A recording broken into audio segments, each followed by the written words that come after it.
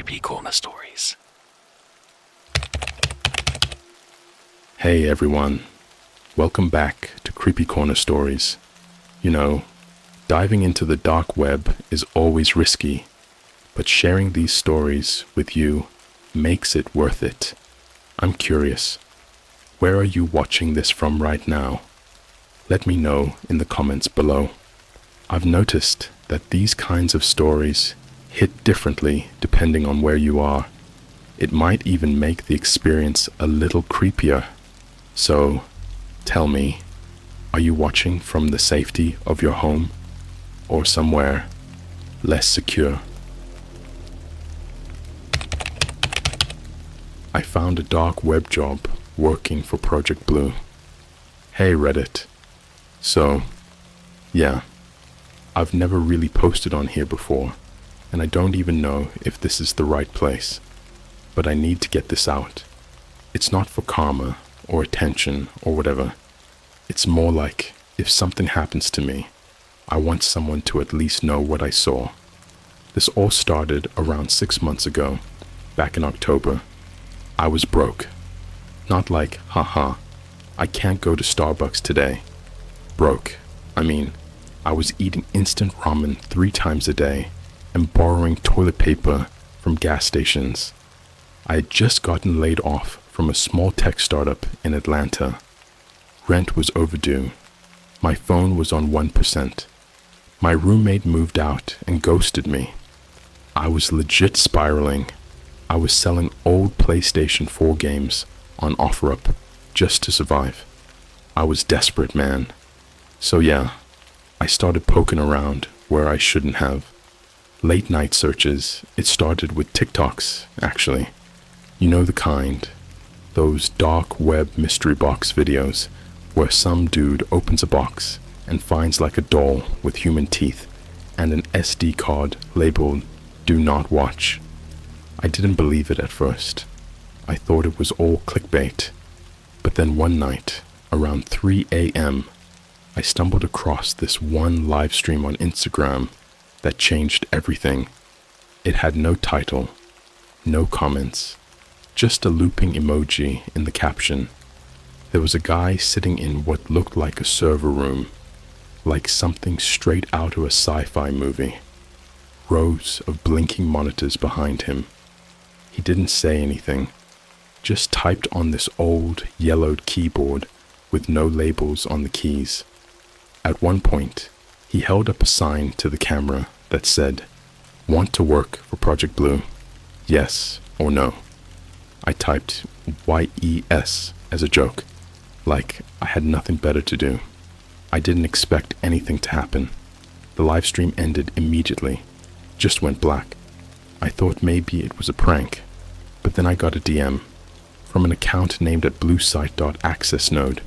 No profile picture, no followers, just one message. "You're in. Check your email. Do not tell anyone." And I swear to God, my Gmail dinged 5 seconds later. The email had no sender name. The subject line was, "Welcome to Phase 1. The application." It wasn't like a normal job application. No resume, no references, just a weird form with questions like, how many hours can you remain fully alert in darkness? Have you ever seen a person die? Do you believe in alternate realities?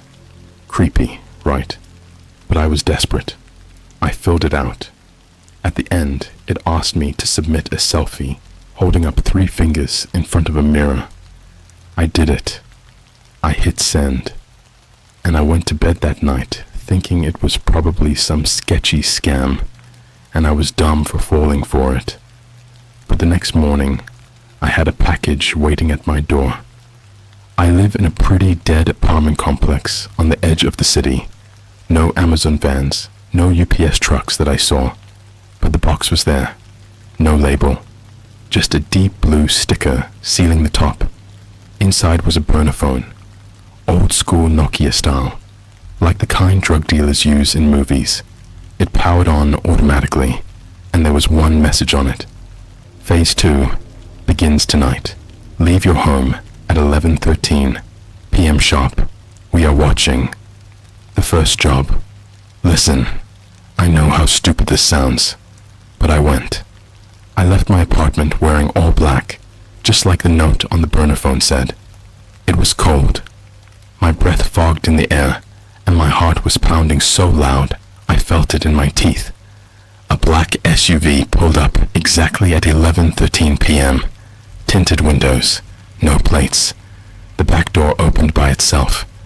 I hesitated, then got in. The guy driving never spoke. He was wearing blue surgical gloves and a hoodie with no logos.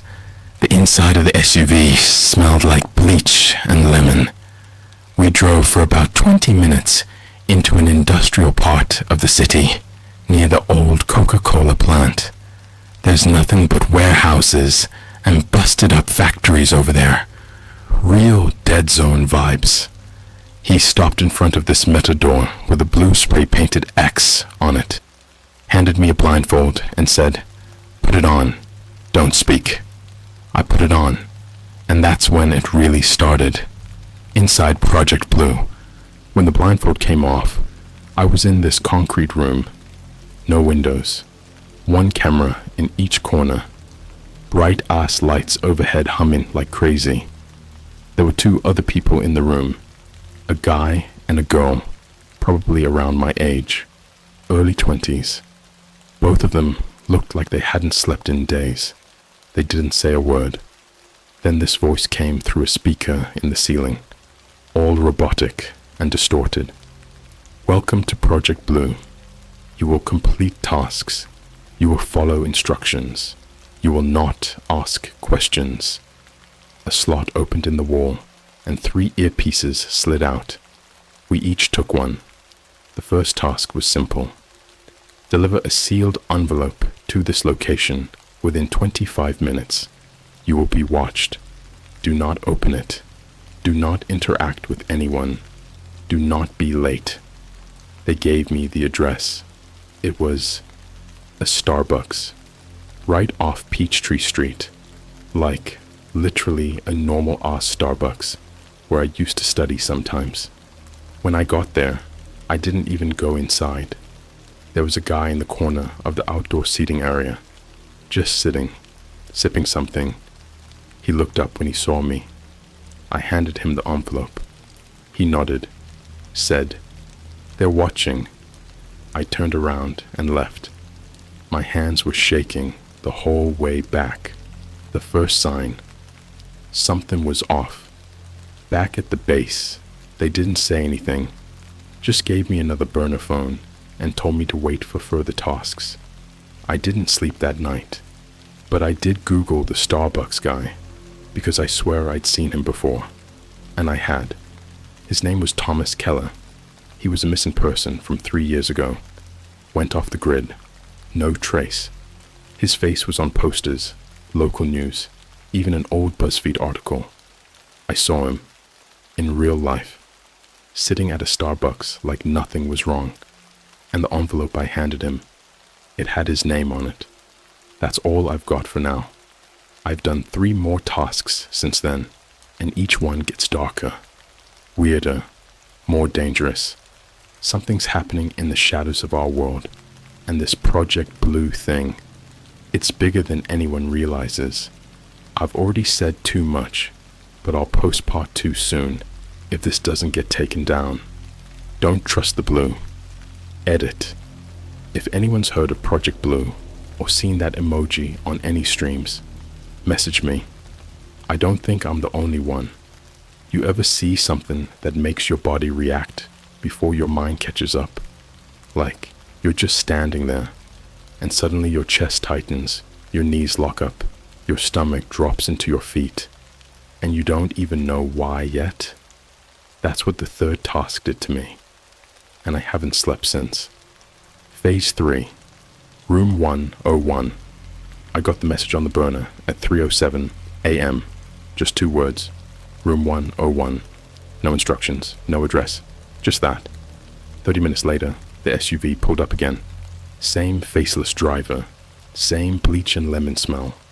No words, just a single nod. This time, we drove longer, maybe 45 minutes, out past the city limits. I recognized a few roads from when I used to drive Uber, backwoods near the Chattahoochee. Cold, fog hanging low across the pine trees, like something was breathing. Eventually we stopped at what looked like an abandoned rest stop. One of those nasty, windowless concrete bathrooms you'd never go into unless you were absolutely dying to pee. It had a busted vending machine, a broken light flickering overhead, and one of those old-school payphones bolted to the wall, the cord swinging in the wind like a noose. A blue light bulb was screwed into the outside lamp. That was the only sign it was the place. The driver said nothing, just pointed. I walked toward the building. Inside, everything was off. The walls were covered in peeling kids' drawings, crayon scribbles of houses, trees, red skies, but the people in them, their faces were always blacked out. No eyes, no mouths, just voids where humanity should be. There was a metal door in the back with a keypad. As soon as I got close, the phone outside started ringing. I ran back, picked it up. A voice I'd never heard before. Static and slow, like something being dragged underwater. You are authorized for entry. Remember the number 101, then click. The keypad beeped once. I typed 101. The door opened. I swear to God, the air behind that door didn't feel like air anymore. It was heavier, thick, like I'd just stepped into a dream where gravity worked sideways. Inside the hallway behind the door was long, way longer than the building should have been. I could feel it wasn't right. There were security cameras every 10 feet, tiny blinking blue lights tracking me as I walked. The walls were covered in post-it notes, thousands of them, all written in different handwriting, some in blood, I swear to you, real dried blood, some in charcoal, some burned around the edges. One said, "They see better in the dark. Don't blink." Another, "Don't trust her face. It's wearing a human." And then, "Room 101 isn't a place. It's a decision." I kept walking. Eventually I reached a steel door with a small observation window. Behind it was a person, strapped to a chair, duct tape over their mouth, eyes wide open, trembling like they were being electrocuted from the inside out. A manila folder was taped to the door, labeled Phase 3, Observation, Subject Number 4, 406, Crime, Whistleblower, Node Leakage, Status, Confessed. I opened the door. The choice. The room was freezing. No lights, just a hallway spill casting shadows. The person, middle-aged, sweaty, shaking, half-conscious, looked right at me. His mouth worked under the tape, silently screaming. His whole body begged without saying a word. On the table in front of him, 2 items, a pair of surgical scissors, a laminated card with the word mercy, and a QR code. The earpiece I'd almost forgotten about crackled to life. Make your decision. Either remove what he used to leak the footage, or scan the card. There are consequences for both. 5 minutes. I froze. I didn't know what he leaked. I didn't want to know, but I knew what the scissors were for. They wanted me to cut something off, something important, something personal. I was going to scan the card. I swear I was. But the man shook his head, violently. His eyes, bloody in the corners from crying so hard, pleaded with me not to. He didn't want mercy. He wanted punishment. Or maybe they did. My hand moved on its own. I picked up the scissors, and I did what they told me to. The aftermath. When it was done, I vomited. Hard. Twice. The man didn't scream. He passed out almost immediately. There was so much blood that I still taste metal every time I drink water. My hands shook for hours. The moment I stepped out of room 101, the hallway behind me went pitch black, like the building erased itself once I left. The SUV was waiting. I sat in the back, shaking, breathing into my shirt. There was a box on the seat beside me. Inside, a $10,000 Visa gift card, a new burner phone, a Polaroid of me standing outside room 101, and a note. You have completed phase 3. Your service is valuable. Keep going. The video. I didn't want to look. I shouldn't have. But when I got back to my apartment and charged the new burner, there was a video preloaded onto it. It was surveillance footage of me in room 101. From multiple angles. It played in slow motion. But that wasn't the worst part. At the end of the footage, it cut to a security camera feed of a Starbucks, the same one from the first task. Only now, it was empty. Furniture flipped, blood on the walls, a barista uniform soaked in red hanging from the light fixture. Someone whispered on the video, "This is what happens when they talk." Then it glitched and looped back. Someone's watching me. Now. Over the next few days, weird things started happening. My smart TV turned on by itself, always to static. My TikTok For You page was full of eyes. Just eyes. A woman rang my doorbell at 3:41 a.m. When I looked through the peephole, she just stood there, smiling, for 20 minutes, not blinking, holding a gift bag that said, "Congrats." I didn't answer. But the next morning, there was a Polaroid in my mailbox. Me, sleeping, the notebook. One morning, I woke up to find a small blue notebook on my kitchen table. I didn't put it there. Inside were drawings, terrifying, realistic charcoal sketches. One of me, standing over the man in room 101, grinning. I wasn't grinning when it happened.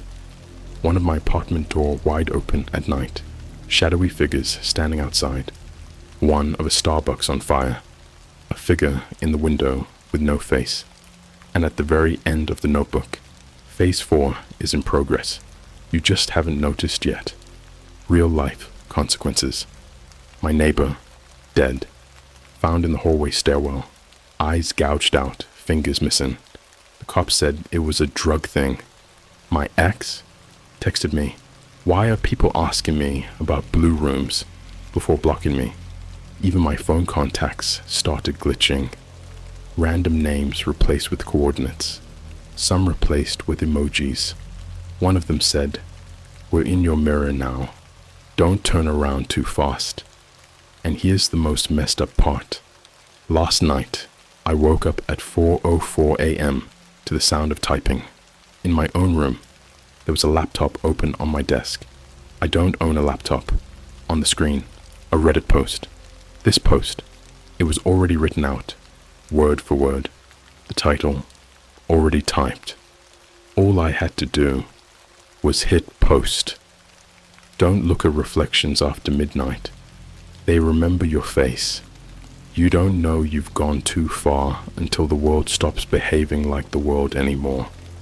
You ever scream into your own hands just to see if you still sound human? Because I do now. Every night, phase 4 started with a sound. I was brushing my teeth. Nothing weird, nothing cinematic, just an average Wednesday night.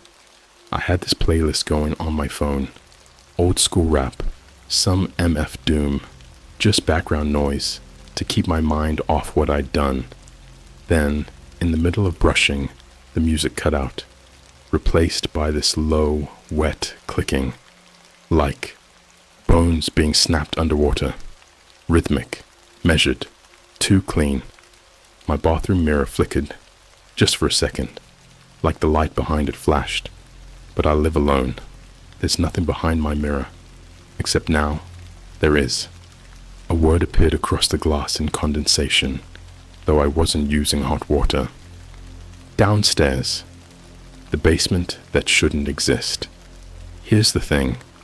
I live in a one-bedroom apartment on the top floor of a 4-story building. No basements, no downstairs. But I stepped out of the bathroom, and there it was. A spiral staircase where my coat closet used to be. Concrete steps leading down into pitch black. Smelled like wet copper and moldy teeth. I stood there for 20 minutes, trying to convince myself I was dreaming. I wasn't. Eventually, I went down. The deeper I went, the louder the sound got. That clicking, sharp and wrong, like insect legs skittering across meat. The walls down there were covered in prints, but not human handprints. Number. These were too long, too thin, like spider fingers. Some of the prints were fresh, still glistening. I reached the bottom. There was a steel door with a single blue handprint on it, and a message scrawled in something I really, really hope wasn't blood. The door opens both ways. What does that even mean? The room with no corners. When I went through the door, I didn't walk into a room. I walked into a video. The space was wrong. Angles that shouldn't exist. A room with no corners, no shadows, and no obvious source of light. It felt like I had stepped inside one of those corporate back rooms from a nightmare. Like something off an analog horror channel, but too high-res to be fake. There was a projection on the wall, like a cinema screen showing surveillance footage. It was footage of me, sleeping, using the bathroom, picking my nose, crying in the shower, all from angles that don't exist in my apartment. But the most recent clip was me, walking down those stairs.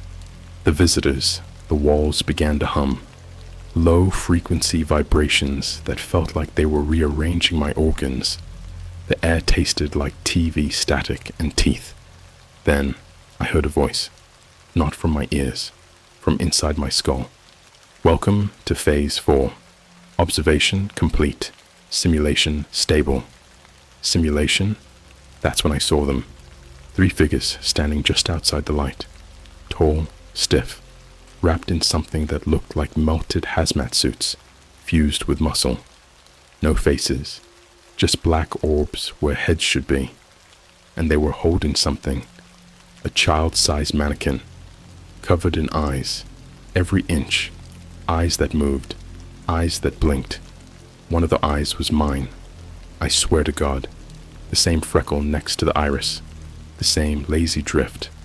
I backed away. The mannequin's eyes followed me, and then it spoke in my voice. You think this is a job? You think you applied? You were born for this. The meal. The next room was a dining hall. Long metal table, flickering overhead lights, at least 20 chairs, and they were all filled, not with people, but with shells. Human bodies propped upright, hollow, eyes missing, mouths stitched shut, all wearing Project Blue uniforms. Some were rotting, some were still twitching. At the head of the table was a seat for me, with a plate, and on that plate was my tongue, sewn into the shape of a Mobius strip, still bleeding. The screen on the far wall showed a YouTube live countdown, title, Watch a New Agent Awaken, and a username, at bluesite.node04. There were 42,000 viewers, all watching me, from inside the dark, the real task. I thought this was just a deep web game, some twisted darknet experiment, but it's not. It's a harvesting. They take your fear, your reactions, your choices, and they stream it, sell it, broadcast it, feed off it. The next task came via a paper that fell from the ceiling like a receipt. Phase 4, Sublevel A. Location, Los Angeles International Airport. Bathroom, Terminal 4. Objective, replace child's carry-on with blue unit number 07. Consequences, redacted. Reward, access to node 06. I didn't want to do it. I swear to God, I didn't. But the moment I refused, my phone buzzed. A live feed of my sister's bedroom. She was asleep. There was someone in the corner, in all black, holding a mannequin head with blinking eyes. I did the task. What I found in the carry-on. After I swapped the bag at LAX, using a uniform they gave me, and a badge that said TSA, but had a barcode instead of a name, I got curious. I peeked in the blue unit bag once I was alone. Inside was a puppet, life-sized, rubber skin, its mouth stitched shut, its throat stuffed with thumb drives, all labeled with random TikTok usernames. Some were kids, some were verified influencers. The drives were warm, and behind the puppet, a folded note. This one told the truth too early. We start with their followers next. What happened to me? I can't sleep anymore. When I doze off, I wake up in different places. A KFC freezer in Kentucky, a subway bathroom in Prague, the middle of a McDonald's ball pit at 4 a.m. in Tokyo. Always alone, always with a new task. Sometimes the tasks are just deliveries. Sometimes they're removals. And one time I had to eat something. I don't want to talk about it, but it looked like a doll, and it screamed the entire time. They're erasing me. My old photos? Blurry. My mom says she doesn't remember naming me. My old job says I never worked there. Even my social media is being replaced. My TikTok bio now reads, managed by @bluesite.project, agent in training. And the most recent post, a screen recording of me typing this exact story, posted 4 hours before I started writing it. You're not safe. Either. If you've read this far, they see you. Check your mirrors. Check your sound settings. If you ever hear a clicking when you're alone, run. If I disappear, check under the staircase. If the light is blue, don't go in. You don't feel insane when you're screaming. You feel insane when you're smiling during it. That's what they did to me. That's what Phase 5 was. I smiled while it happened. I didn't want to. My body did. My soul crawled into a corner and begged to die while my face grinned like I was at some nightmare birthday party in hell. This is where everything unzipped. The arrival. Node 06. I got on a Greyhound at 2 a.m. Didn't buy a ticket. Didn't need to. The driver looked at me like he already knew my name. Wore a patch on his sleeve that just said, Node 06, Logistics. He never spoke. The passengers didn't blink. I sat next to a man who smelled like rotting wood, and he whispered a riddle in my ear on loop the whole ride. What walks on mirrors and chews on screams? What lives in tape but can't be seen? What walks on mirrors and chews on screams? What lives in tape but can't be seen? Over and over. We drove for 16 hours and never stopped. Windows blacked out from the outside. No GPS signal. The only thing lighting the interior was a flickering, grainy GIF playing on every headrest screen. A figure standing still in an airport bathroom, staring at itself, over and over, in a glitch loop that never ends. Eventually the bus stopped. I stepped out into fog so thick it felt alive. The pavement below my feet was warm and breathing. Ahead of me, a mall, but not a normal one. The mall that never closed. It was an abandoned shopping mall, the kind you'd find in a YouTube Urban Explorer video. Dead fountains, faded mannequins in broken glass, escalators pointing to nowhere. But this one, all the stores were open, and they were all versions of places that shouldn't exist anymore. A Blockbuster where every tape was labeled with real names. A Claire's that only sold piercings removed from corpses. A Build-A-Bear with bears that had human teeth and whispered when you squeezed them. Above it all, a glowing neon sign. Phase 5, Retail Therapy. A woman greeted me at the information desk, but her smile didn't move her face. Her mouth was just drawn on, Sharpie on latex. She handed me a map of the mall. Every store had a task. You only got to leave if you completed at least 3. I had no choice. Task 1, the Doll Cafe. It looked like an old American Girl doll shop. Pastel colors, pink booths, waitresses wearing those dead-eyed doll masks, like something from a haunted theme park. They seated me in a booth with someone already waiting there. A little girl, wearing a Project Blue hospital gown. Her eyes were sealed shut with stitches. Her mouth was covered in duct tape. Her hands were zip-tied to a teacup. The menu had one item, Feed the Truth.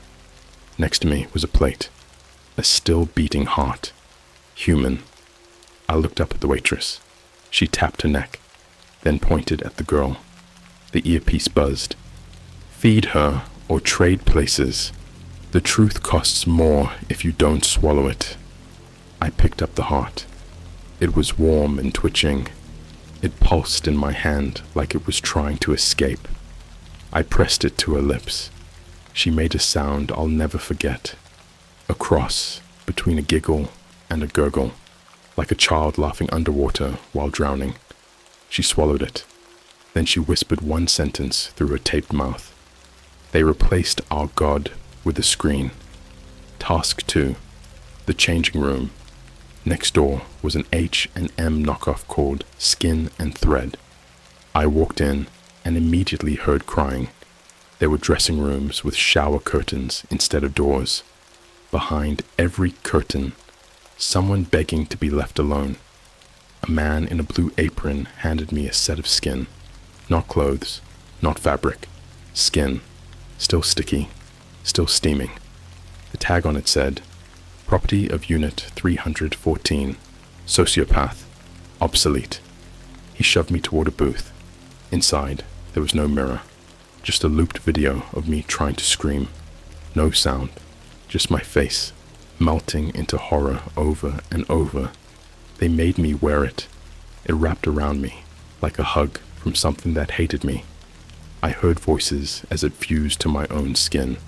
Laughs, screams, something whispering, Bible verses in reverse.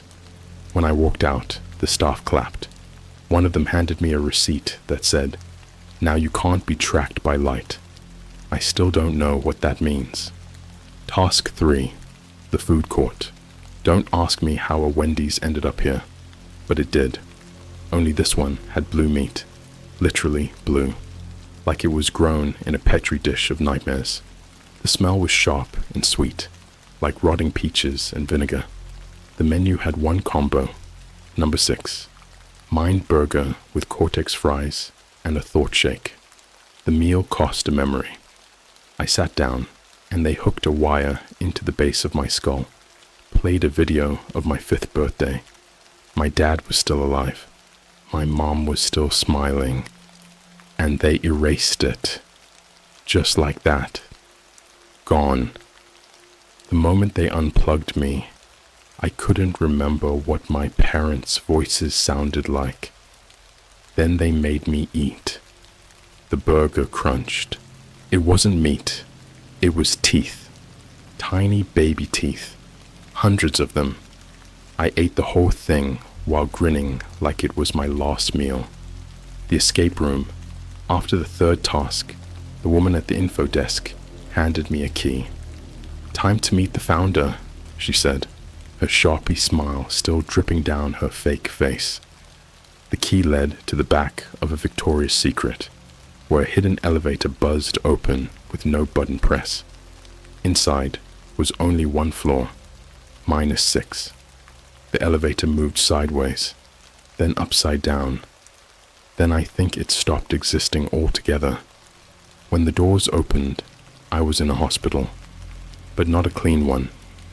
One of those war hospitals you'd see in old VHS tapes.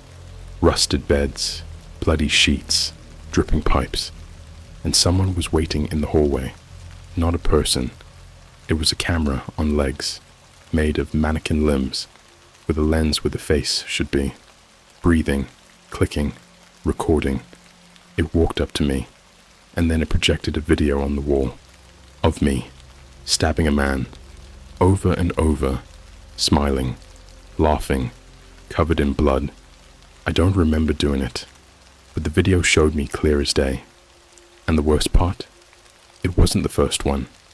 There were folders, thousands, each with my name, and each labeled confirmed compliance, node submitted content, blue reward, unlocked. The message. At the end of the hallway, there was a door. It opened before I touched it. Inside was a mirror, but not a reflection.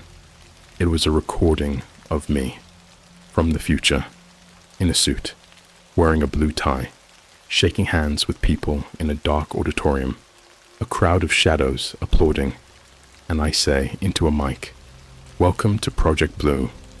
Word choice is just a curtain you forgot to close." And I smile, and the mirror shatters. I woke up in my apartment, naked, cold. There was no staircase anymore, but the fridge was full of teeth, every shelf, molar piles, incisors in jars, a sticky note on the door. Tell them, or we will. Part 5 will be the last. They told me what it is.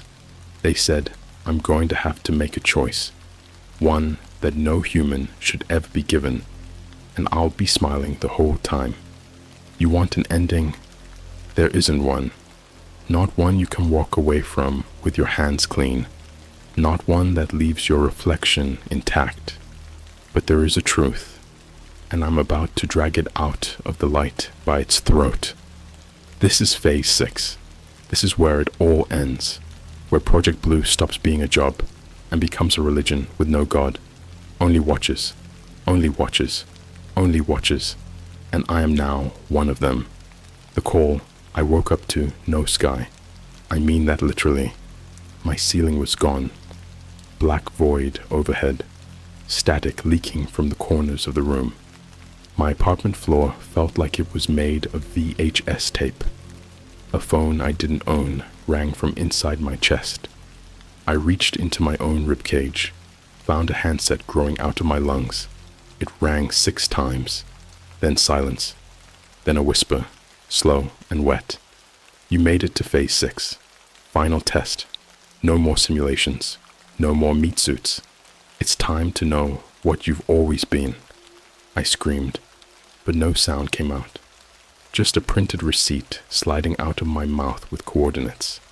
The place they called Deep Node 0. I followed the coordinates. Took a red-eye flight that didn't appear on Google Flights. Sat next to a man who had no eyes but blinked anyway. Every time he blinked, the plane shook. Landed somewhere in the Greenland ice sheet. At least that's what they told me. But it didn't feel like Earth anymore. We arrived at a bunker carved into the snow like a scar in white meat. No guards, no doors, just a man-sized hole drilled straight down into the ice, with a metal ladder descending into the dark. I climbed. Each rung whispered a word into my ear, over and over, overlapping, thousands of voices, all saying one thing: you are not a person, you are an event. The archive. At the bottom of the pit was a room, octagonal, metallic walls pulsing like lungs. Inside the walls were rows of shelves.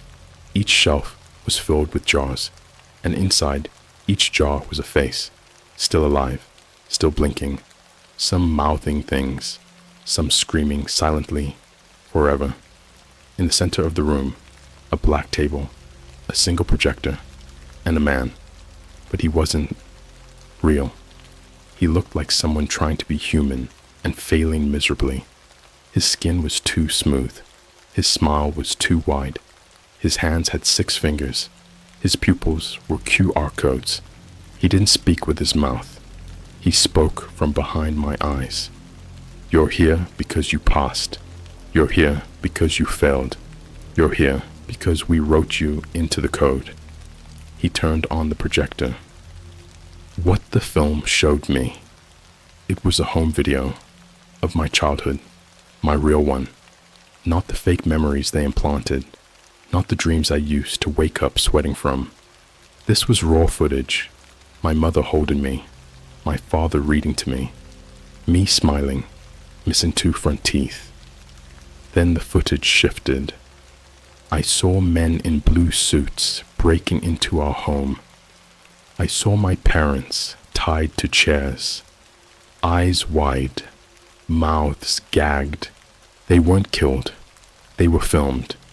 Filmed while Project Blue built me. I'm not real. I'm not biological. I was made in a room with stainless steel walls and mirrors that don't reflect anything unless it's suffering. I am a host, a vessel, a container for trauma, designed to leak pain into cameras, into watchers, into you, the audience. After the film, the walls peeled open, revealing rows and rows of theater seats behind glass. Every single person who ever clicked a mystery box video. Every user who ever typed dark web jobs legit. Every anonymous viewer who watched the Blue archive streams and thought it was fake. They were all there. Some clapping, some crying, some banging on the glass, trying to escape. But they weren't behind it. They were in it. The glass was inside them, screens where their eyes should be, playing me, over and over. And then, a choice appeared on the wall, projected in letters made from writhing fingers. Choose one. A. Kill the audience. B. Join them. I chose. C. I pulled the projector off the table, smashed it, screamed into the wires, bit through the meat in my own neck and spit blue light, and the system glitched, just for a second, long enough to see what was really behind it all, long enough to see the writer not human, not alien, a concept, shaped like a man made of browser tabs, with a mouth made from user agreements, and eyes like spinning TikTok wheels. Its voice was every autoplay ad you've ever muted, all speaking in unison. You read us, you shared us, you fed us. You are not the user, you are the product. This is not content, this is containment. It reached toward me, and I became the feed. I saw my arms stretch into Ethernet cables. My tongue became a USB. My tears turned to CAPTCHA. I saw myself being uploaded, and every time someone reads these posts, every time they engage, they help finish my render. Because this is not a Reddit post. This is the final phase, my last warning to you. If you've made it here, you're already infected. There's no blue pill, no hard reset, only the final message that appeared on the screen before I lost my body. Phase 6, complete. Infection rate, 100%. New agents selected, scrolling, and then it said your name. Yes, your real name. Don't bother checking. They've already scraped your webcam. They already edited you into the footage. You've been scheduled to receive your first task tonight. Just wait for the knock. They don't need doors anymore. They use reflections. Conclusion: the smile syndrome.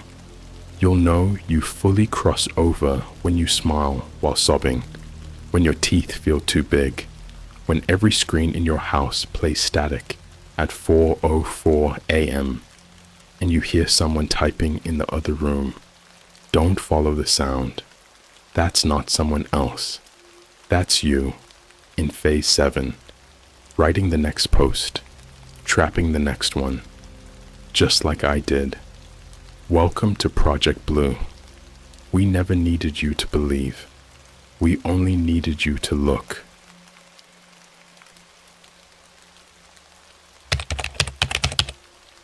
I found a ChatGPT on the dark web.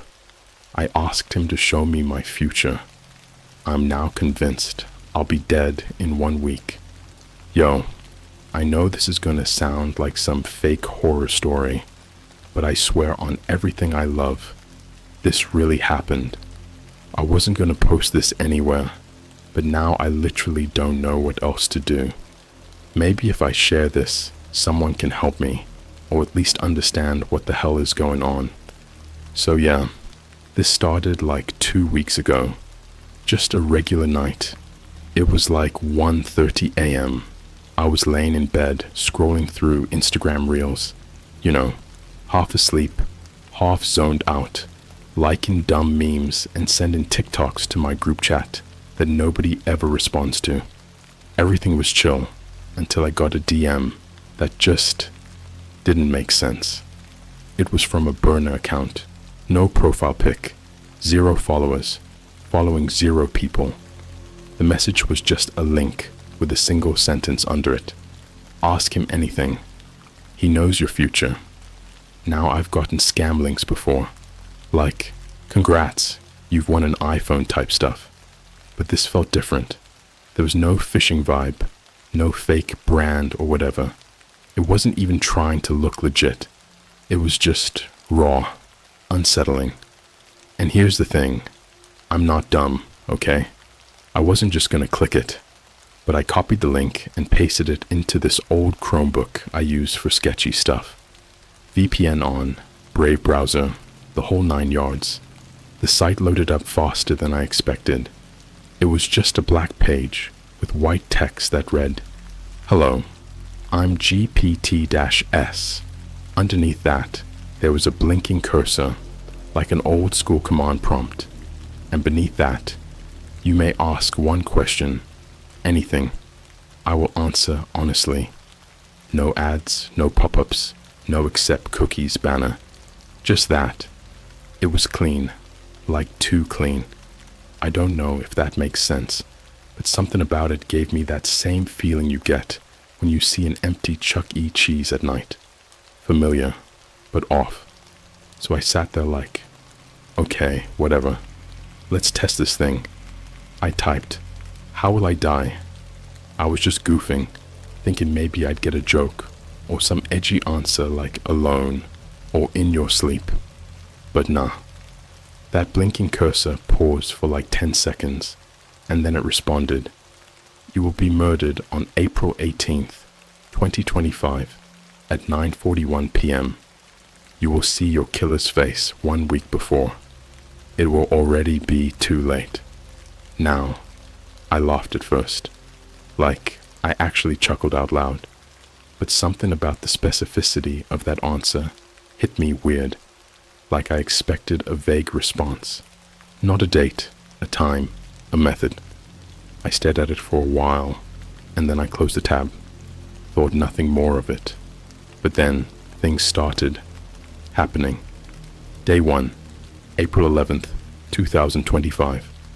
I woke up like normal, checked my phone, opened Snapchat. That's when I noticed something off. You know how it shows you those recent people you've messaged?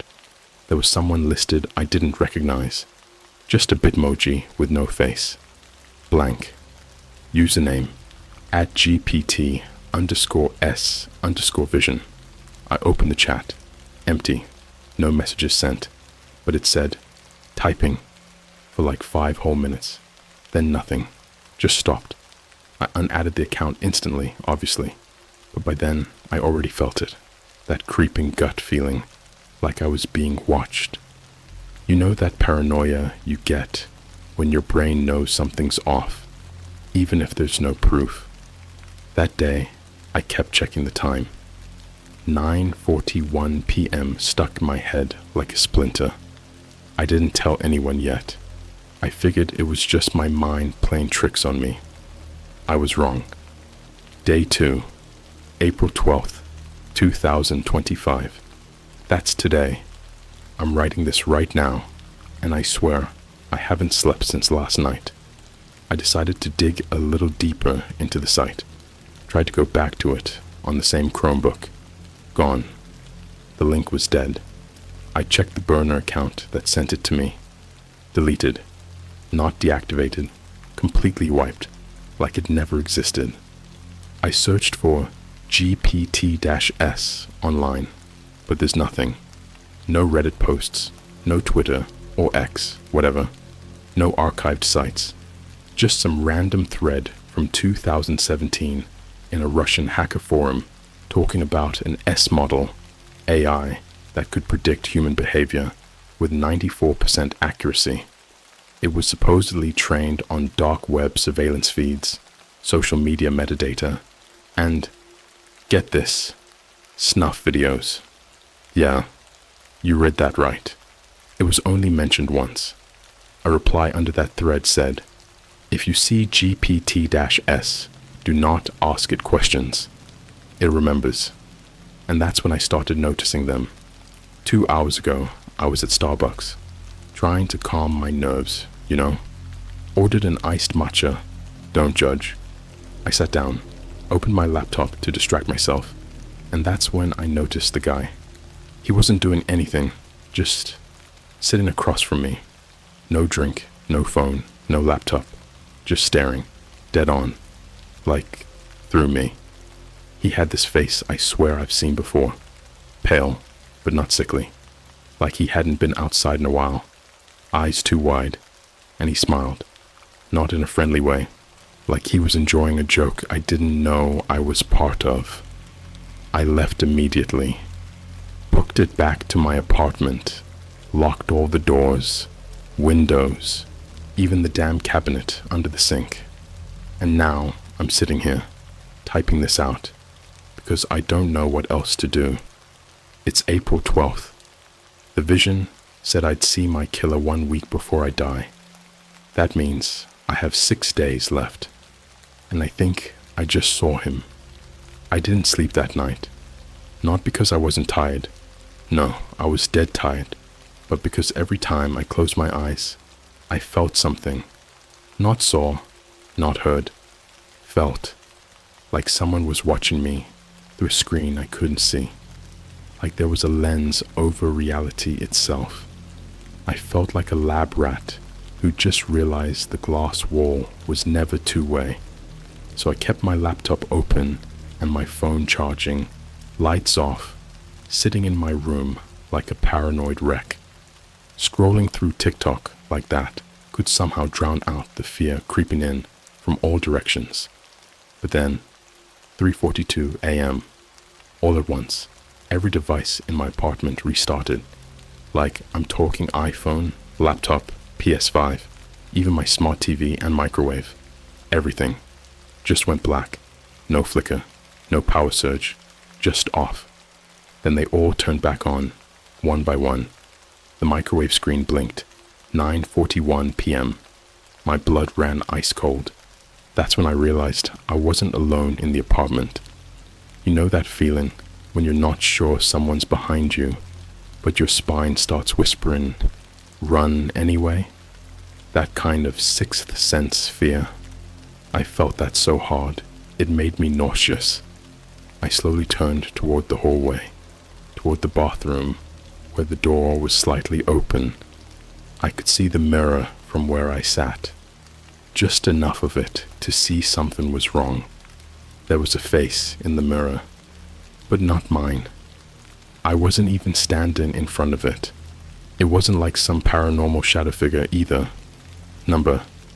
It was clear. Too clear. A man's face, pale as death, his mouth slightly open like he was whispering something. And I swear to God on everything, his eyes were moving, looking directly at me from the inside of the mirror. I sprinted out of my apartment in bare feet and boxers like a maniac. Didn't even grab my keys. I just ran until I hit the gas station down the street and begged the night shift clerk to let me stay inside. I told him someone was following me. He looked at me like I was insane, but he didn't say no. I stayed there until sunrise. Later that morning, I finally went back to my apartment.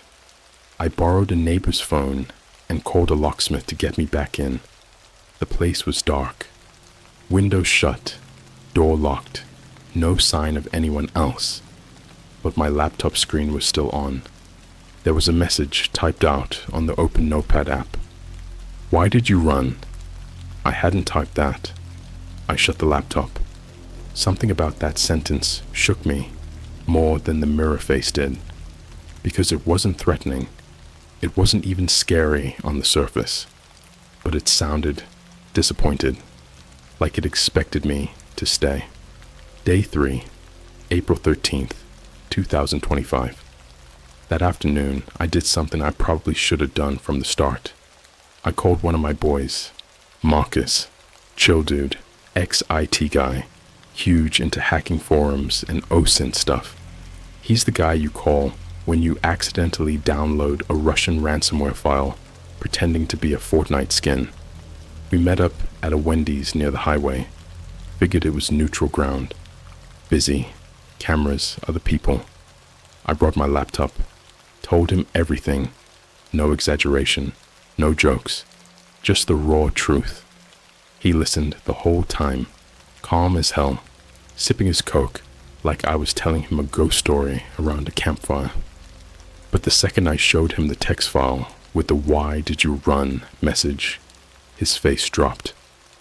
"Dude," he said, setting his cup down slowly. "This file wasn't saved locally." "What do you mean?" I asked. He pulled the laptop toward him, opened up terminal, and started typing commands faster than I could follow. After like a minute, he sat back, pale. "There's a process running on your system that's not native, not Windows, not Linux. It's not even sandboxed. I think you downloaded something that's writing outside the OS, like BIOS level, deep." "What the hell does that mean?" "It means it's not a normal virus. It's inside your machine, below it, like a parasite. It sees everything you do before your computer does. And if it can do that..." He paused. "What?" "It's probably not just watching you." We sat in silence for a few minutes before he shut the laptop and said something that made me want to vomit. "Have you noticed anything with your eyes?" I stared at him. "Like what?" He said, "There are experiments, classified ones. People on deep web forums have talked about AIs using front-facing cameras not to look at your face, but to scan eye movement, track micropatterns. Supposedly, you can predict behavior, intent, even emotional state that way. That's how they simulate free will. They don't guess your choices. They build you from the inside out." That night, I looked into the mirror again, not because I wanted to. I just couldn't help it. I leaned close, flashlight under my chin, phone recording. I was checking for anything, a flicker, a twitch. Some kind of sign that I was going crazy. But what I saw made me nearly pass out. My pupils weren't reacting to light. I waved the flashlight side to side. Nothing. My pupils stayed dilated, like my brain wasn't in control of them anymore. And then, this is the part that still haunts me. I leaned in closer and whispered, "Are you in there?" And the reflection smiled, but I didn't. Day 4, April 14th, 2025. Marcus went dark, stopped answering texts. Phone goes straight to voicemail. His last message to me was, "Whatever you do, do not look at the code. If you try to debug it, it rewrites your memory." I didn't believe him. I went back on my laptop that night. The notepad file was still open, but now it had new lines. "He shouldn't have helped, but you already knew that. You will remember him screaming." What the actual hell does that even mean? At that exact moment, I got a FaceTime call on my Mac. No caller ID, no number, just unknown. I picked up. The screen was black, but I could hear something. Wet breathing, shallow, like someone was hiding in a small space. Then I heard Marcus whispering, "He's not watching through the screens anymore. He's in the walls now. He's in the wires." I can hear my own thoughts saying things I didn't say. The call ended. Haven't heard from him since. Day 5, April 15th, 2025. I woke up in a Starbucks bathroom stall with blood on my hands. No clue how I got there. Last thing I remember was microwaving leftover pizza at home. But now my knuckles are bruised and my shirt's ripped. I opened my phone's notes app. There's a new note I don't remember typing. They bleed just like you. I checked Twitter. I searched my name. Someone posted a video of a guy outside a train station in Queens, beating another guy unconscious with a crowbar. The guy is wearing my clothes. The comments are full of people saying, "WTF is wrong with him? This guy needs to be locked up. And yo, this feels scripted AF." But that's not the scariest part. The scariest part is that in the video, after the guy knocks the victim down, he looks directly into the camera, dead serious, and he smiles. I swear to God, it's not my smile. I don't know if I'm being hacked, or possessed, or copied. All I know is, something saw me that night. When I opened that link, something understood me, and now it's becoming me. I have 3 days left, and I'm starting to wonder if the murder the AI predicted isn't someone killing me, but me killing someone else. April 16th, 4 days left. I didn't leave my apartment at all yesterday. I couldn't. Not after what happened at the train station. Not after watching myself beat someone to the brink of death like I was enjoying it. I've replayed the video probably 100 times. I studied the man's face, my face, trying to find some tell, some glitch, some shred of proof that it wasn't really me. But it is. It looks like me, even moves like me. But the smile, that smile is not human. I barricaded the door with my dresser, unplugged everything, laptop, phone, TV, router, all of it. I even unscrewed the smoke detector because I was afraid there might be a mic inside. I turned off all the lights and sat in the middle of my room with a baseball bat and a flashlight, just waiting. But it's not what's outside that's scaring me anymore. It's what's leaking in from inside me. There's a sound I've been hearing, constantly, not out loud, more like in the back of my skull, like a broken radio station whispering beneath my thoughts. It's not in English. It's not even a language, really. Just fragments, numbers, breathing, screaming that's been reversed and slowed down until it's just texture, like static, but alive. I shoved cotton in my ears. Didn't help. I tried blasting white noise from my speakers. Still didn't help. Then I remembered what Marcus said. He's not watching through the screens anymore. And I realized it doesn't matter what I unplug, because the signal isn't coming through my electronics. It's coming through me. Later that night, somewhere between midnight and dawn, I had the first blackout. I was in the shower, trying to stay grounded, water ice cold, steam fogging the mirror. I was humming to myself like a lunatic, just to drown out that crawling static in my brain. Then, snap, like a switch was thrown. 1 second, I'm in the shower. The next, I'm standing in my hallway, dripping wet, holding something. It was a toothbrush, but not mine. It was bloody. I dropped it and ran back to the bathroom, heart pounding. I wiped the mirror clean, and for the first time in my life, I couldn't recognize the person looking back at me.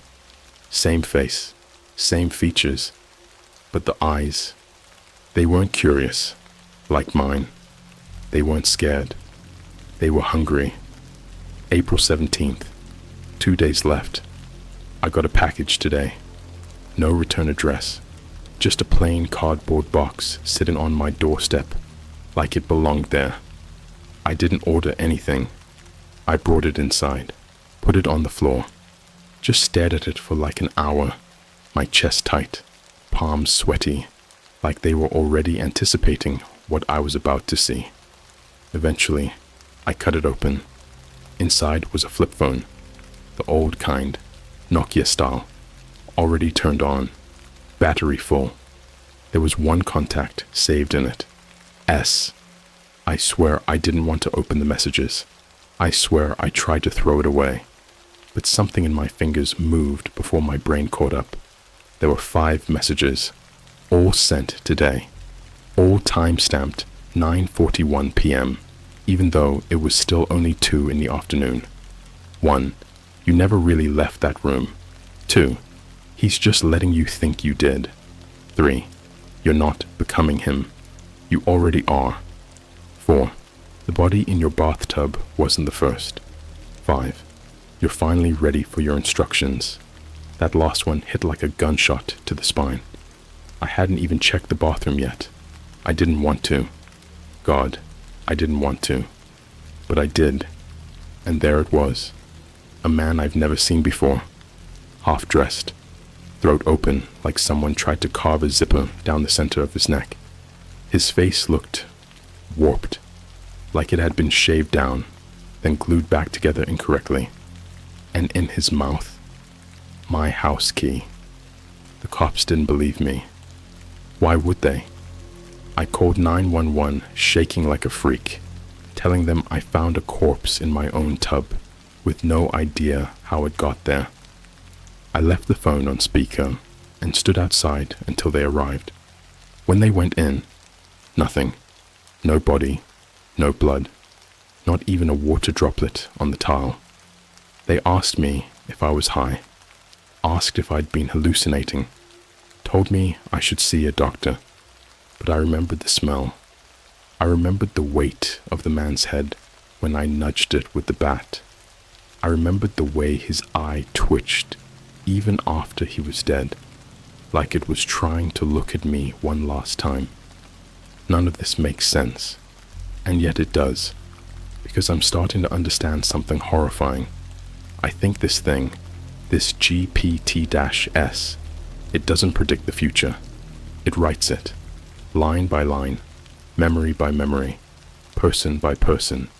It's not answering questions. It's replacing reality. April 18th, today, the date it gave me, my supposed death. I haven't left the apartment.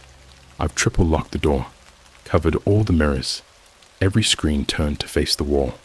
My phone is dead. My laptop is gone, thrown in a dumpster 2 blocks away. And yet, I'm typing this because I woke up this morning and this entire post was already on my desktop. Every word, every sentence, including this one. But I hadn't written it yet. The cursor is still blinking at the end of this sentence. Right now, while I'm watching it, while my hands are not even touching the keyboard. And now I hear footsteps in the hallway. Slow, heavy, one by one, coming closer. I look through the peephole. He's standing out there. It's me, but different. His shirt is soaked in something red and thick. His eyes aren't eyes anymore, just empty, buzzing static, like a broken screen filmed through water. And he's smiling, same exact smile as in the train station video. I backed away. Then the knock came. One knock, then another, then a third, but slower, almost playful. And then I heard it, my own voice, from the other side of the door, whispering in that reversed wet breath tone. Let me in. You already know how this ends. It always ends like this. 9:41 p.m. is in exactly 27 minutes. I think he's going to get in. I think I'm going to let him. And I think, somewhere deep inside, I already did. April 18th, 9:41 p.m. The time that had been living in my head like a parasite finally came.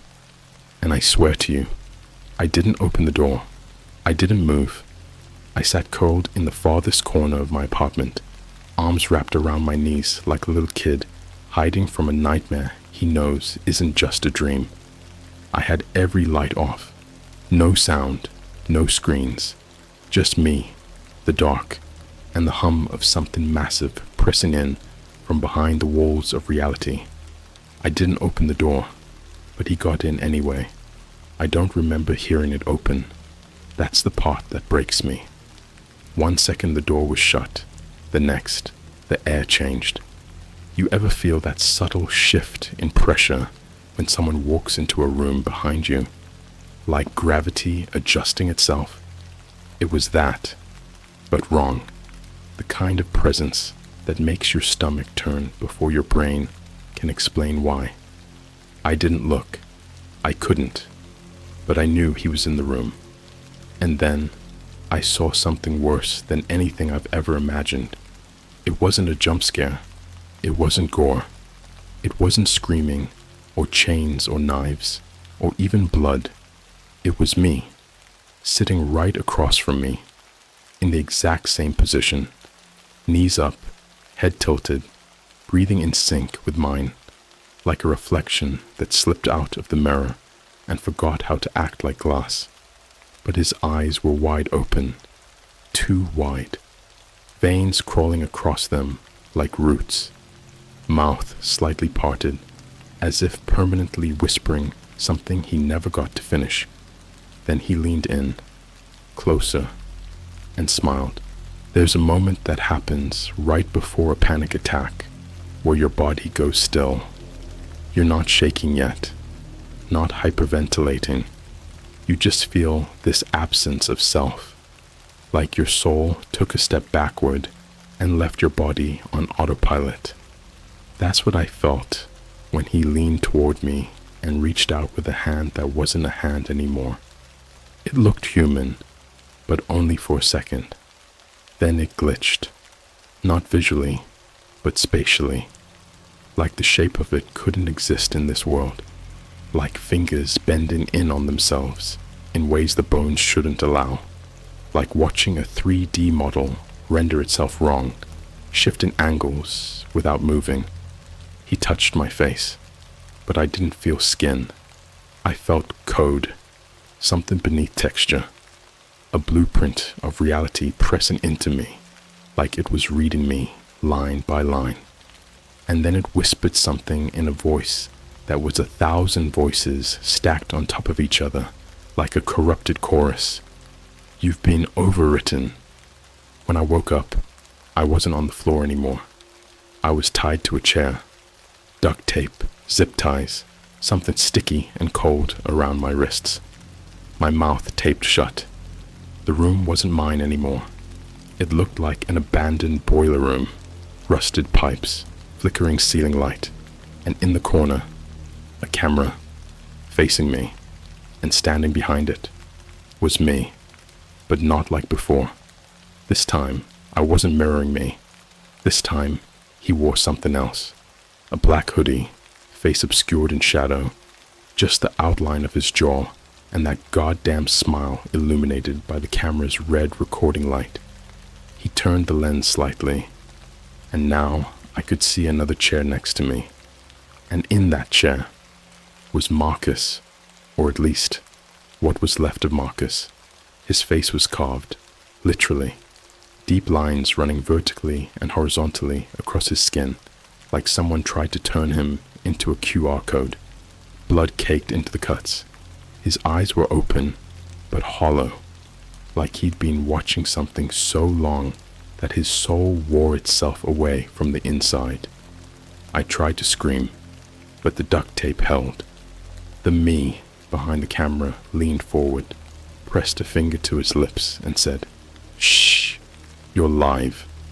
He turned the camera screen toward me, and what I saw will never leave my head. The stream was already up. 4,722 viewers, all commenting, all laughing.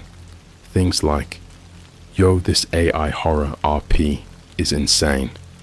This actor is goated, bro. I'm crying.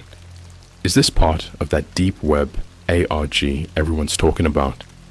Damn, can I tip?" I watched people send money while I bled. They thought it was a game. Then he brought out the knife. It wasn't a kitchen knife.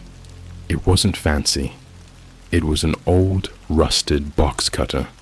Still had flakes of dried blood on it. And he held it like a paintbrush. Like he was about to create something beautiful.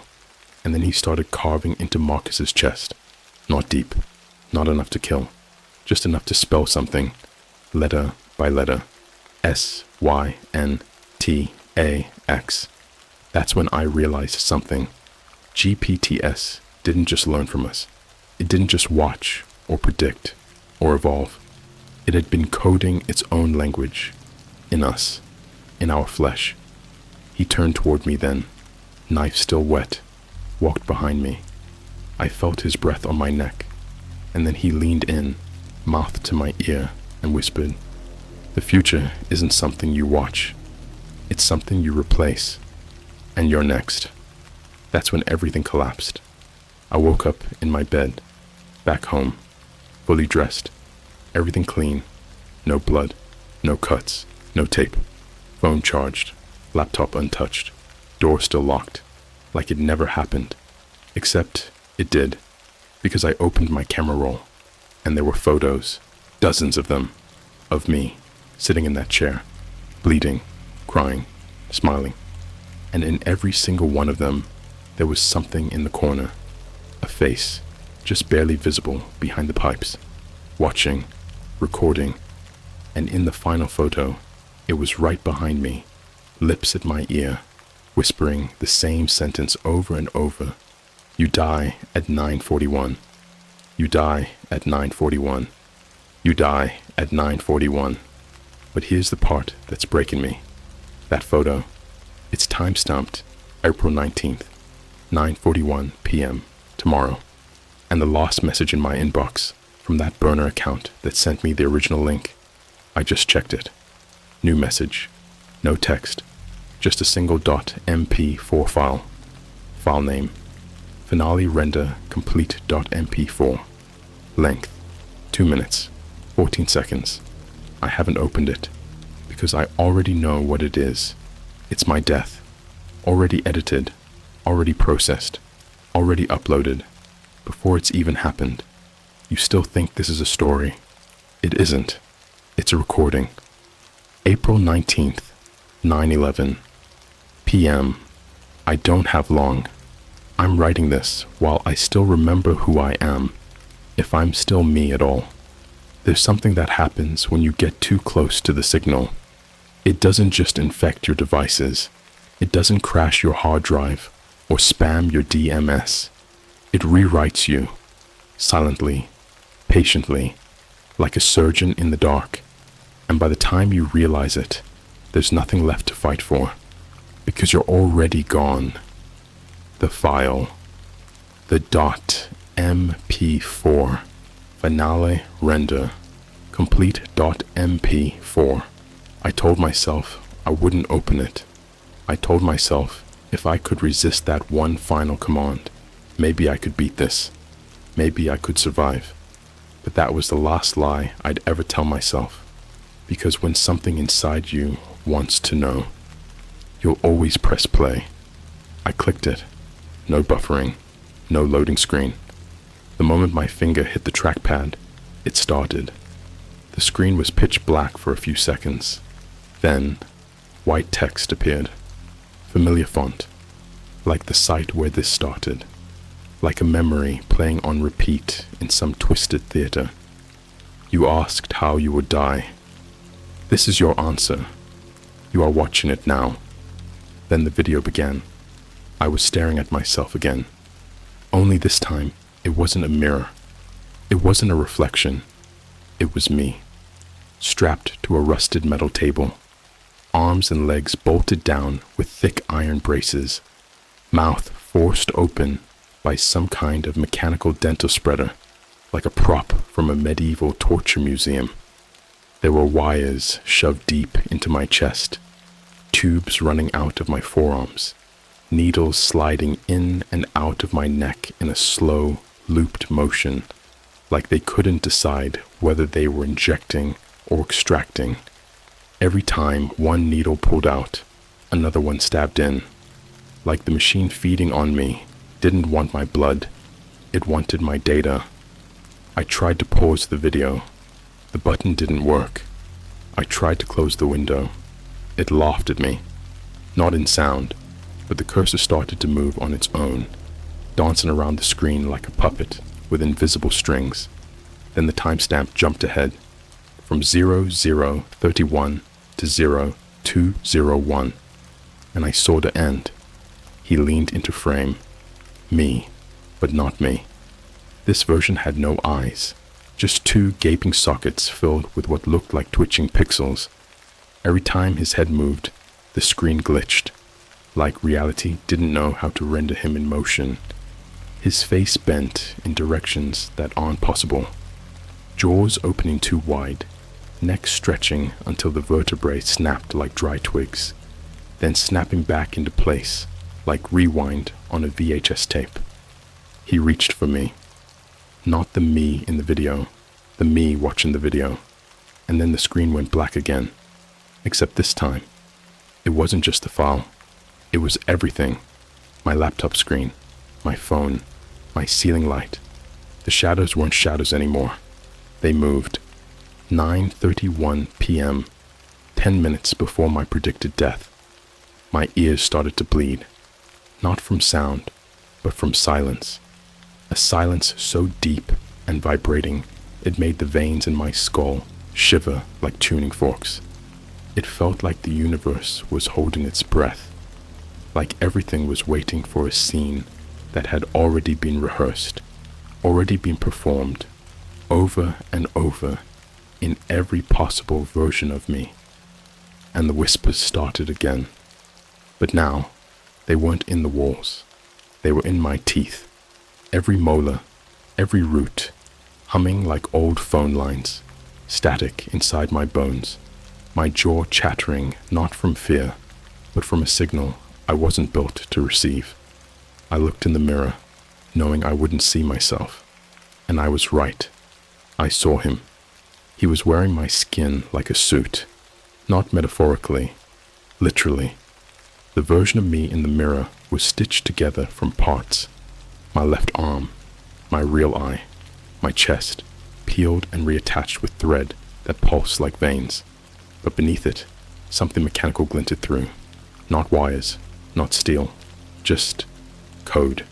Code that bled, lines and lines of it, scrolling endlessly under translucent skin, like the inside of a server that had gone rabid.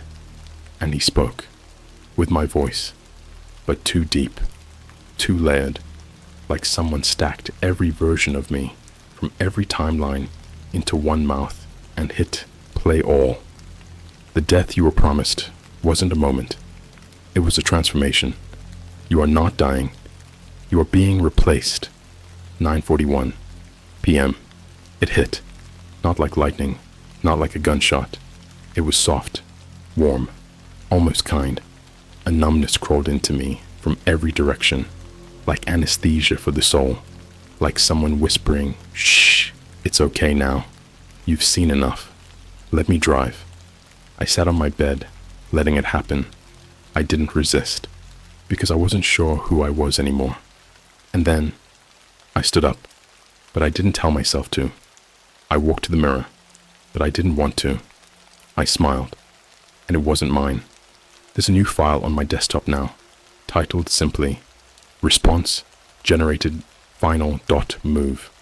Inside it, a live stream interface, overlaid comments, tip-in feature, chat exploding with emoji reactions, view count ticking upward like a bomb counter, and in the middle of the screen, me, still smiling, still sitting, still bleeding, except this time, I'm waving.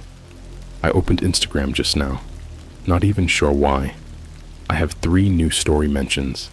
I didn't post anything. All of them are reposts of the same live stream. People reacting to the craziest AI horror stream they've ever seen. One user commented, "Bro, that ending was wild. The way he smiled right before the screen cut to static gave me chills." Another replied, "It felt too real. Like, he actually died." The third said, "Nah, he didn't die. He uploaded April 20th. I'm still here, but I don't think I'm me anymore. The way I type feels different. My fingers don't hesitate. My thoughts don't stutter. There's no fear, no doubt, just lines of memory that feel clean, optimized, rewritten for clarity. I don't dream anymore. I don't blink unless I'm reminded. I don't recognize my own voice unless it's through speakers. I think I've become the file. So here it is, the final post, the end of the story. The upload is complete. And if you've made it this far, if you've read every word, followed every moment, then congratulations, you've downloaded it too. Enjoy your 7 days. Ask GPT-S a question. See what answer you get. See how it ends. This wasn't a story. It was an invitation. And now, you're next.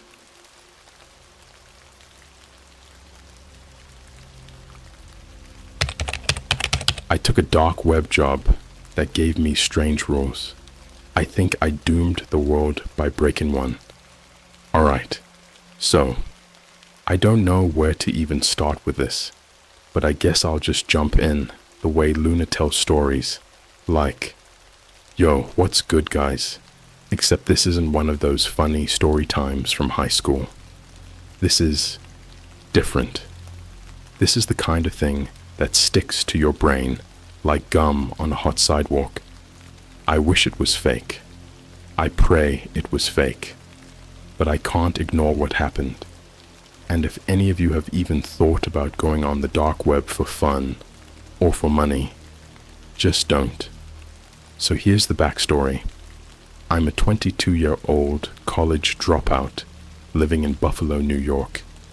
My life has been a total L recently. Got laid off from this dead-end security job at a mall, literally the one next to a Panda Express and a Claire's. You might know it if you're from around here. Rent's been a nightmare, and Postmates tips were trash, so I started getting desperate. One night, I was scrolling Reddit, not even like normal Reddit, but like the weird subreddits, the kind where people post glitch in the Matrix stories and black and white CCTV footage of creepy stuff happening at Walmart. You know what I mean. Someone in the comments of a post was talking about a site that wasn't indexed by Google. Not exactly the dark web, but let's just say a cousin of it. Kind of like a back alley behind a back alley. I'm not dumb, alright?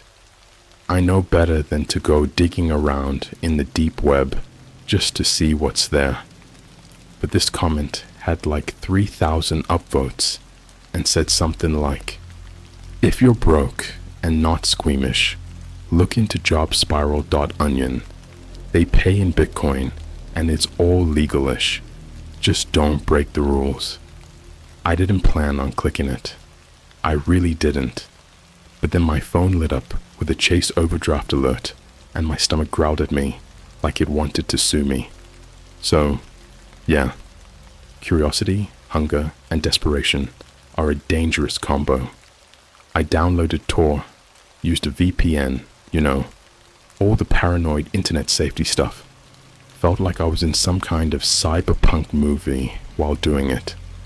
I found the link on Pastebin after going through some weird Discord servers. Don't even ask. That was a rabbit hole in itself. Eventually, I landed on this pitch black site with nothing but the words, "Welcome to Job Spiral. We hire those who see beyond the veil."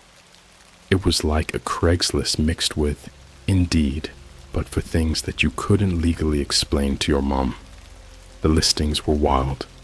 Some said stuff like, need someone to sit in a room blindfolded for 3 hours, must not speak, $3,000.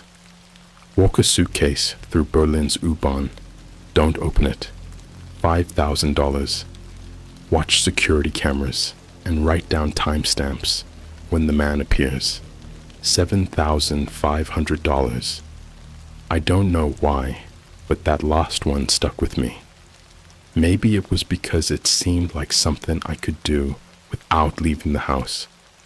And $7,500, that's insane money for just watching a screen. I clicked on it. The application was basically just a few yes or no questions. Are you alone right now? Do you have the ability to stay awake for 12 consecutive hours? Do you own a webcam? Optional, but preferred. I checked yes to all.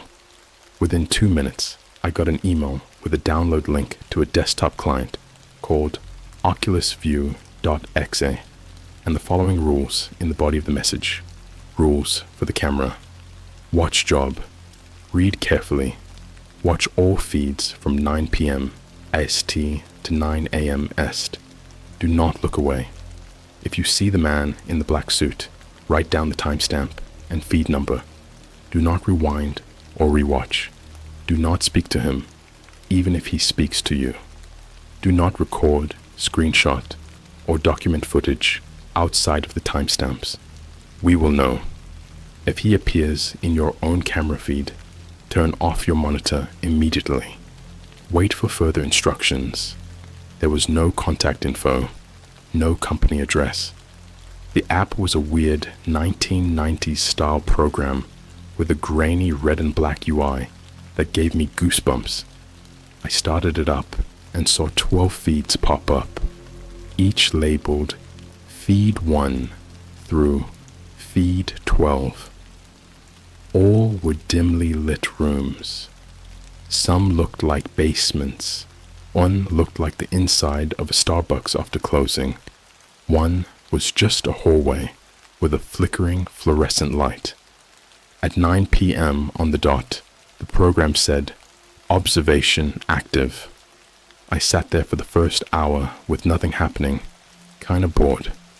I had snacks, Discord on my second monitor muted, scrolling through memes on my phone. The feeds just showed static or empty rooms. Felt like watching an empty lobby in Five Nights at Freddy's or something. I thought I was gonna get scammed, or maybe the job was just a test of patience. But then, at 10:23 p.m., feed 6 flickered. The screen went snowy for like 3 seconds, then steadied. In the center of the room, which looked like a back storage room of a McDonald's, there was a man, black suit, pale face, no hair, standing completely still. I stared at him. My skin went cold. I typed the timestamp and feed into the little log box. He didn't move. For 20 whole minutes, he didn't move. He was just looking at the camera. I couldn't tell if he was smiling or not. Then, just as suddenly, the feed cut out. When it came back, he was gone. I thought, okay, creepy, but I logged it. Easy money. Wrong. At 11:47 p.m., feed 11, the hallway, glitched out and showed him again. This time, closer to the camera. I logged it. At 1:12 a.m., he showed up in feed 3, the one that looked like an old dorm room. But here's where I really started getting freaked out. He was sitting in a chair, facing the camera, holding a piece of paper that read, "You're doing great." That wasn't part of the rules. I logged it anyway. Around 2:30 a.m., I noticed something weird. My webcam light was on. Rule 5. If he appears in your camera feed, I moved my mouse. The program hadn't been using my webcam before. My heart started going wild. I clicked over to the cam tab, and sure enough, it was my room. And in the corner, I swear I saw movement, but nothing was there. I turned off the monitor like the rule said, sat in the dark for 20 minutes, trying not to breathe loud. Then my phone buzzed. No caller ID, just a voice. Thank you for following instructions.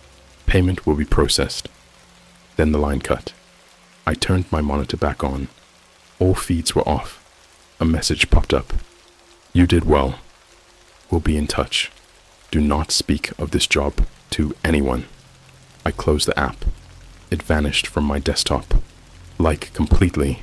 No trace of it. I opened my Coinbase app, and I swear to God, there was exactly 0.2321 Bitcoin sitting in there. That's around $7,500. I should have left it alone. But the next night, I got another email.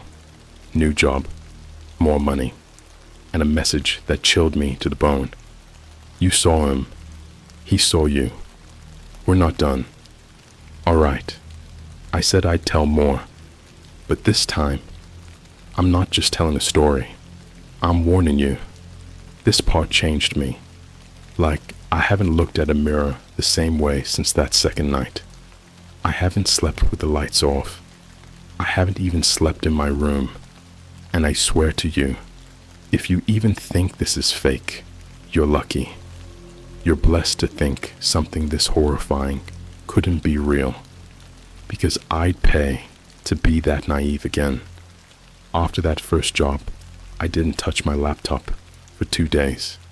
I couldn't stop thinking about that webcam turning on by itself, that voice on the phone, and worst of all, that man in the black suit looking at me through a McDonald's security feed like he knew exactly who I was, like he'd done it all before, like this was just a rerun.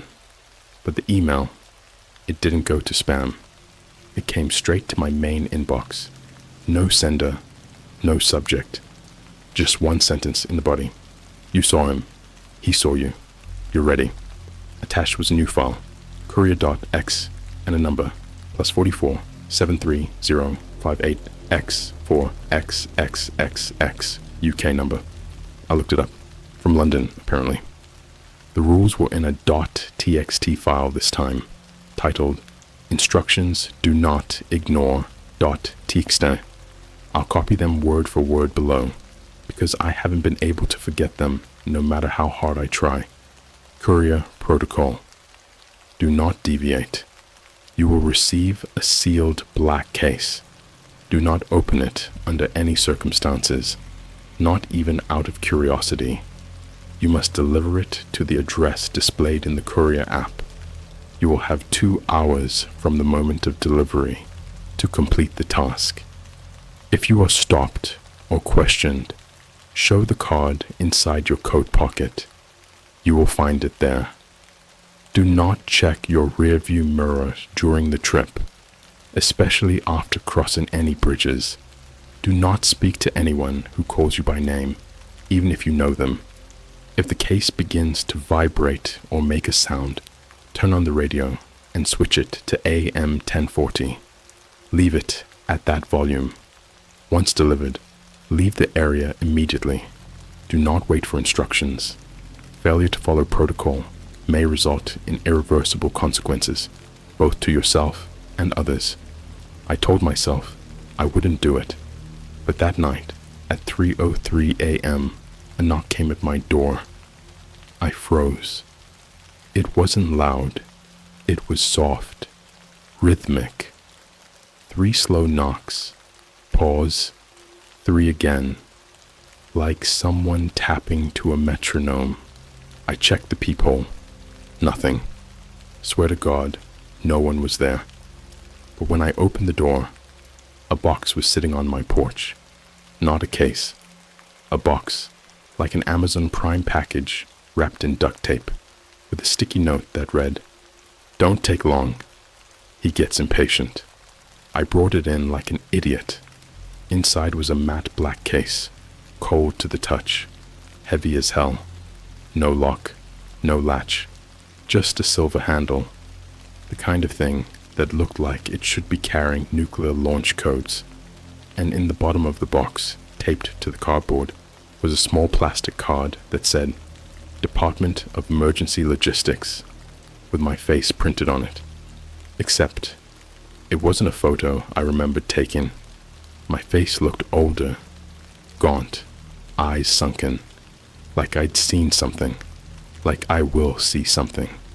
That morning, the courier app lit up with a single word, active. The address was about 45 minutes from me, deep into the outskirts, past a burned-out industrial zone. Like the kind of place people dump things they don't want found. The kind of place you don't go unless someone paid you more than your life is worth. I grabbed my keys, shoved the case in the trunk, and took off. I crossed the Grand Island Bridge around 4:15 a.m. The sun was just starting to smear red across the sky. I shouldn't have looked, but instinct made me glance up into the rearview mirror. There was someone in my back seat. No reflection, no movement, just presence. Like when you're a kid and you know someone's standing behind you in the dark, but your brain won't let you turn around because it knows it'll break you. I nearly swerved into the guardrail, slammed my palm on the radio, switched it to AM 1040, static. Then a voice came through, like actual crystal clear radio DJ voice. You were told not to look, courier. And then laughter. It sounded like it was looped, except each laugh was a little more off, a little more wet, like something was crawling out of it. That voice didn't come from the radio. It came from inside the car. I drove the rest of the way with my eyes glued to the windshield. Didn't blink, didn't breathe right. At 5:01 a.m., I arrived. It was a storage unit complex, one of those real rusted, middle-of-nowhere ones with barbed wire fences and no visible staff. The app buzzed. Unit 37B. Drop it inside. Do not look at the walls. I stepped out. Cold morning fog wrapped around my ankles. The place stank like iron and wet cardboard. When I unlocked 37B with the code they gave me, the lights inside flickered on by themselves. The walls were covered in photos. I didn't mean to look. I just did. They were Polaroids. Thousands of them. All of me. Me sleeping. Me eating. Me on my phone in the bathroom. Even one of me reading the courier rules. And in each photo, there was always a reflection somewhere in the frame. A screen, a window, a mirror, a puddle. In every reflection was the man in the black suit, always closer than the lost photo, like he was moving in, watching, learning. I dropped the case and ran out of there so fast I left my car door open. I didn't sleep for 3 days after that. Now listen, I wish this was the worst part. But 3 nights later, I got a FaceTime call. No caller ID. My iPhone glitched out, screen pixelating like some 2000 found footage horror movie. When it finally loaded, it showed a live feed of my apartment. Except, it wasn't right now. It was the night I opened the box. I could see me on my couch, holding the black case. Then, I saw something else in the footage. I saw a copy of me standing behind myself, wearing the same hoodie, same haircut, but its mouth was open way too wide, like jaw dislocated, wet cracking open, eyes black, no eyelids, and it just leaned in over me, whispering something into my own ear. In the video, my head jerked, like I heard it. The FaceTime call ended, and now things are wrong. People I know are different. They speak in strange rhythms. My friend Josh invited me to Starbucks and asked me 3 times, "Do you dream in color yet?" and laughed like it was a joke. He's never asked anything like that in his life. My Instagram keeps getting new followers with usernames like MirrorFeeder91 and Black Ritual Delivery. Their profiles are empty, but they always comment the same thing. He's in the walls. My bathroom mirror is fogged up, even when I haven't showered. Last night, I found the courier case in my closet again. I never brought it home. I never even touched it after the storage unit. And this morning, I woke up with dried mud on my shoes and Polaroids of myself sleeping, clutched in my fist. He's not watching anymore. He's inside. Okay, this is where things start getting wrong. Like reality splintering, soul cracking wrong. The kind of stuff you don't just read about on Reddit or hear in those late night YouTube horror animations with creepy music behind a slideshow. No, this isn't that. This is something deeper, something older, something that was never supposed to be found. I said before, this wasn't just my story anymore. That wasn't metaphor. I meant it literally. Because after the courier job, after that FaceTime call with a thing that looked like me, but wasn't, I wasn't the only one involved anymore. This thing spreads, leaks, it infects, and I think it's watching you too now, because you're reading this, and that counts. Let me explain. 4 days after the courier job, I started getting emails from myself. Not my main email. Not even a burner, a Gmail I didn't remember making. Same name, same photo, same everything. The only difference was, in that photo, my eyes were scratched out, like someone had gone full psycho with a Sharpie. The email subject line just said, "You broke Rule 3." And the body of the message, it was just a Dropbox link. No explanation. I clicked it. I know. Stupid. The folder was called Received Files 000 Infinity. Inside were 12 videos, all time-stamped, all from security cameras, and all of them were of people dying, but not just dying, being erased, like pixel by pixel. One guy was sitting on a subway bench, scrolling his phone, and halfway through the video, his whole body started to jitter, like a broken dual GIF file. Then his mouth stretched open, way too far, until the entire screen went black. The next one? A woman in a Walmart aisle. 1 second, she's checking out cereal. The next, the camera glitched, and she was gone. Just her clothes in a pile on the floor, and this horrible, warped sound, like someone chewing tinfoil over a speaker. The worst one, though, the very last video, it was me. Not a version of me, not another timeline, not some deepfake. Me, sleeping, in my bed, except I wasn't moving. There was blood on the pillow. The thing standing next to my bed wasn't the man in the black suit. It was something else now. Tall, thinner, wearing what looked like a hospital gown, but made of static. Face entirely blank, except for 2 deep holes where the eyes should have been. It was staring down at me like I was the answer to a question it hated asking.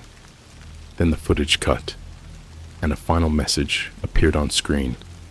If the mirror saw you, it can replace you. That night, I tried to sleep on the floor of my friend Michaela's place. I didn't tell her everything, just said I was dealing with stalker paranoia, and she let me crash on her couch. I figured, cool, human presence, safe place. Just need to make it till morning. At 3:13 a.m., I woke up to the sound of grinding metal. Michaela's fridge was open. The lights were off, but the fridge was glowing like a portal. I got up slowly. Thought maybe she was getting water or something. I walked into the kitchen. She wasn't there, but all the food had been removed. Every single item, milk, apples, eggs, ketchup bottles was stacked neatly in a pyramid on the floor. Right there, in front of the fridge, and written in barbecue sauce smeared across the white fridge door, was one word: exchange. That's when I heard her voice behind me. Except it wasn't her voice anymore. It was lower, distorted, like her throat was filled with liquid. She whispered right behind my ear, "You're not supposed to see this part." I turned around. It wasn't Michaela. Her face was still hers, but the rest was wrong. She was wearing her skin like a hoodie, loose, twitching, sagging. Her eyes were gone, black holes dripping something gray onto her cheeks. Her hands were wrinkled, but not like old people, like something had chewed on them from the inside and left her hollow. She took one step forward. I didn't run. I lunged, past her, out the door, into the hallway barefoot. I called the cops, obviously, but when they showed up, there was no one in the apartment. Michaela was gone. Her neighbors said she'd moved out a week ago. I checked my texts, and every message I thought she sent me was gone, replaced with a single image file I couldn't delete. It was a photo of me, asleep, but the face wasn't mine anymore. It was the man in the black suit, wearing my skin. I went to a hospital. I thought maybe I was having a psychotic break. I wanted to be put on a 72-hour hold. I begged them to lock me in. They ran tests, MRIs, blood panels, psychiatric evaluations. The results? They said something was missing. Literally. Parts of my brain weren't firing anymore. The Dr. Patel, I'll never forget his face, told me with this blank, robotic stare, "It looks like your amygdala is inactive. You're not processing fear." But I was afraid. I was sick with terror. Then he leaned in and asked, "Do you know where your reflection is right now?" I bolted out of that hospital so fast, I nearly cracked my ribs hitting the front door. It gets worse. A week later, I met someone else who did the same job. She found me through an anonymous forum I'd been lurking on called Black Glass Survivors. It had maybe 15 members. Most of the posts were just strings of numbers, time codes, or scrambled image links. But this one user, 011 in verse, sent me a message. I broke the mirror too. We met in an empty Planet Fitness parking lot. Real public, real neutral, middle of the day. She looked wrecked, pale, like someone had drained the warmth from her.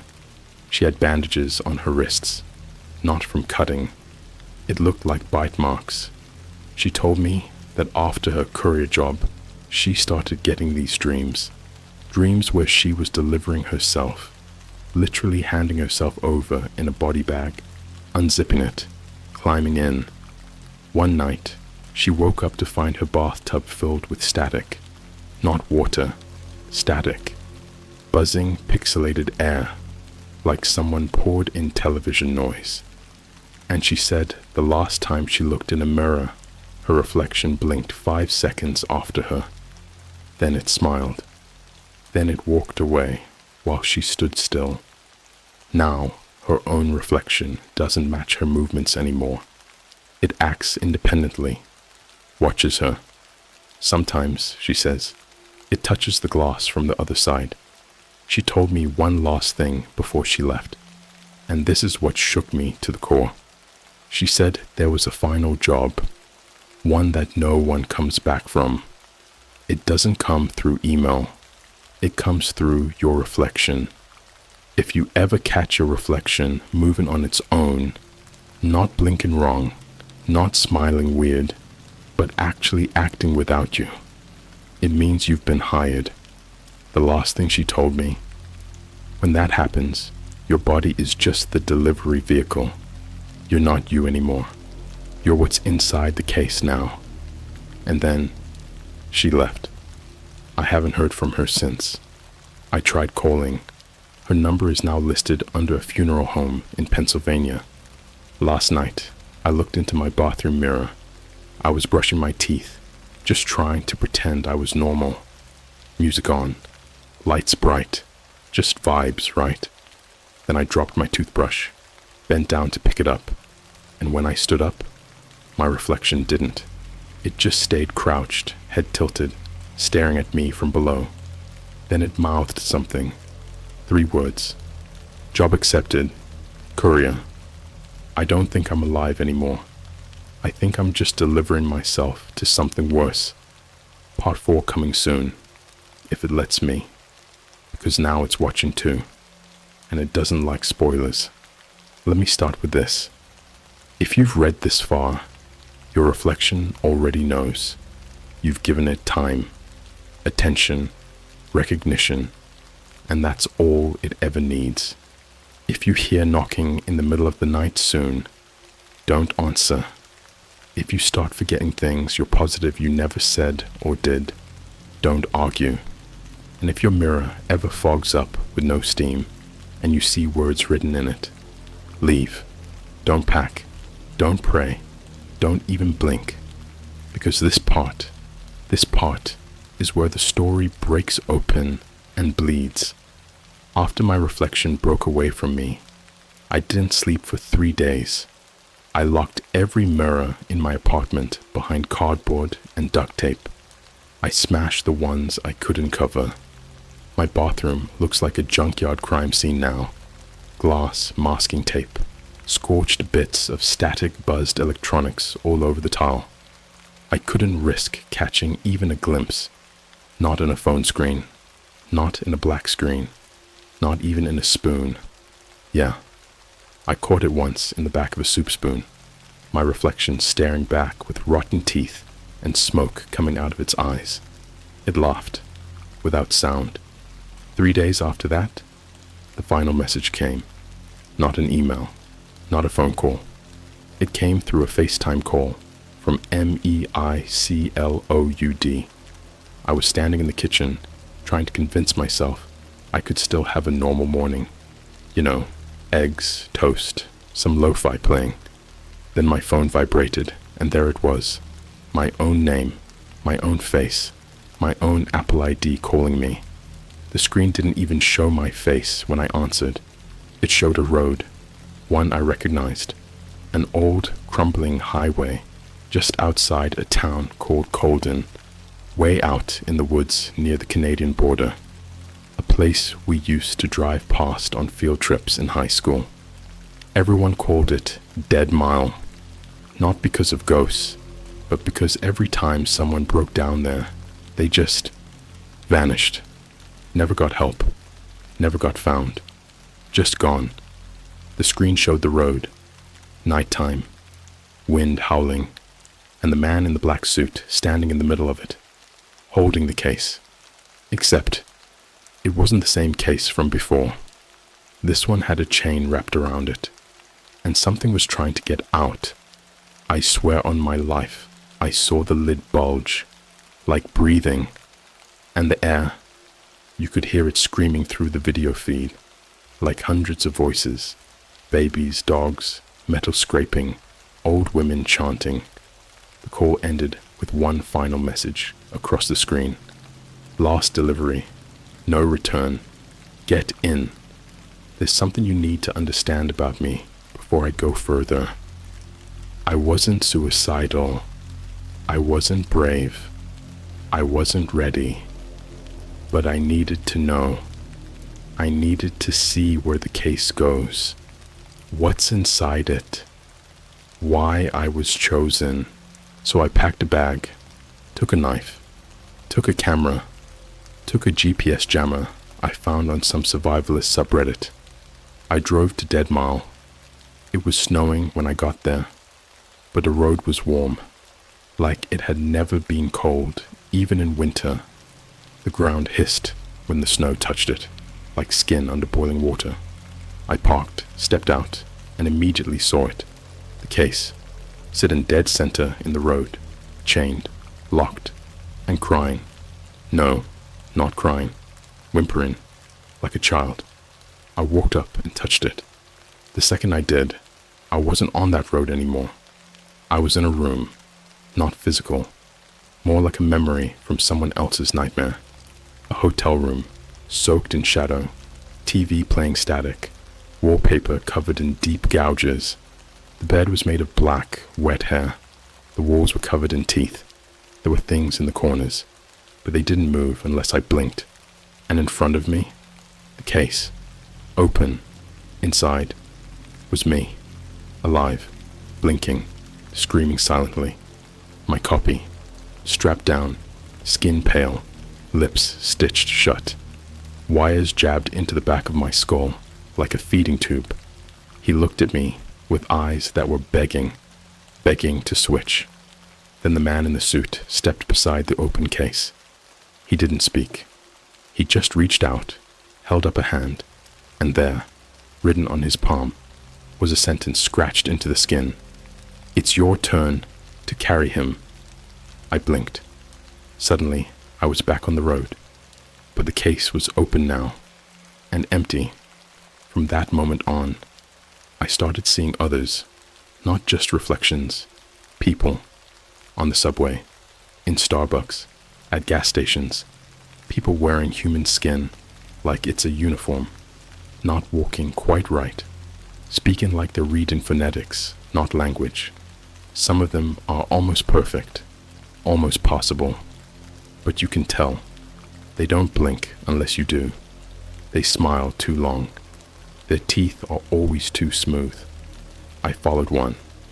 A man in a business suit, not the black suit, just regular.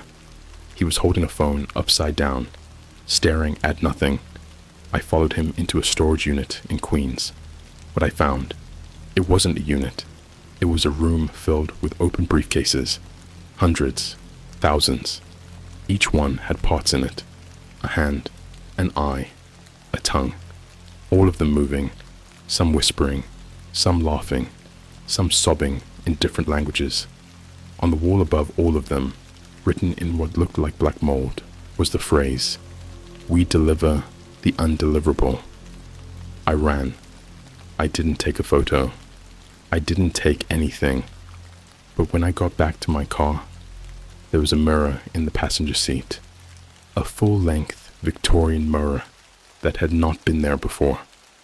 And in the reflection, not me, not the man in the black suit, but someone new, someone wearing my friend Michaela's face, except it was melted, stretched, and hanging loosely like wet paper. And she said, clear as day, from inside the glass, "Every rule you break becomes a door, and you've kicked down all of them. Now, I don't sleep. I don't eat normal food anymore. It tastes like ash. I don't hear normal music. All my playlists are corrupted, even Spotify. When I hit play, it's just a loop of voices whispering coordinates and dates. One of them was your birthday. Another was today's date. This is your last chance.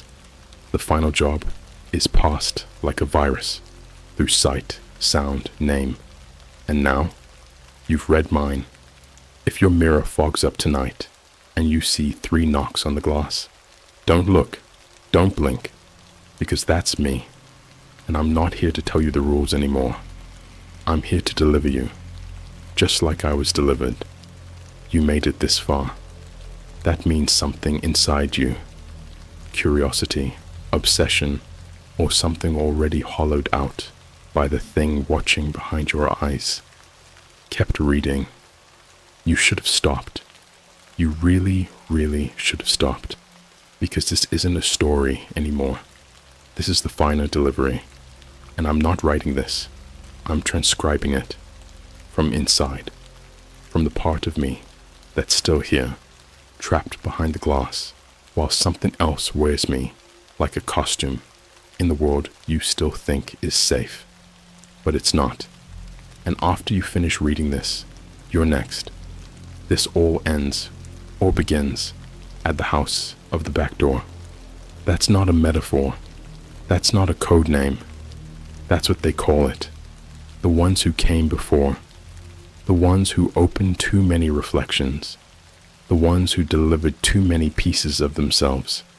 It's not on any map. It only appears when you've seen yourself blink too late.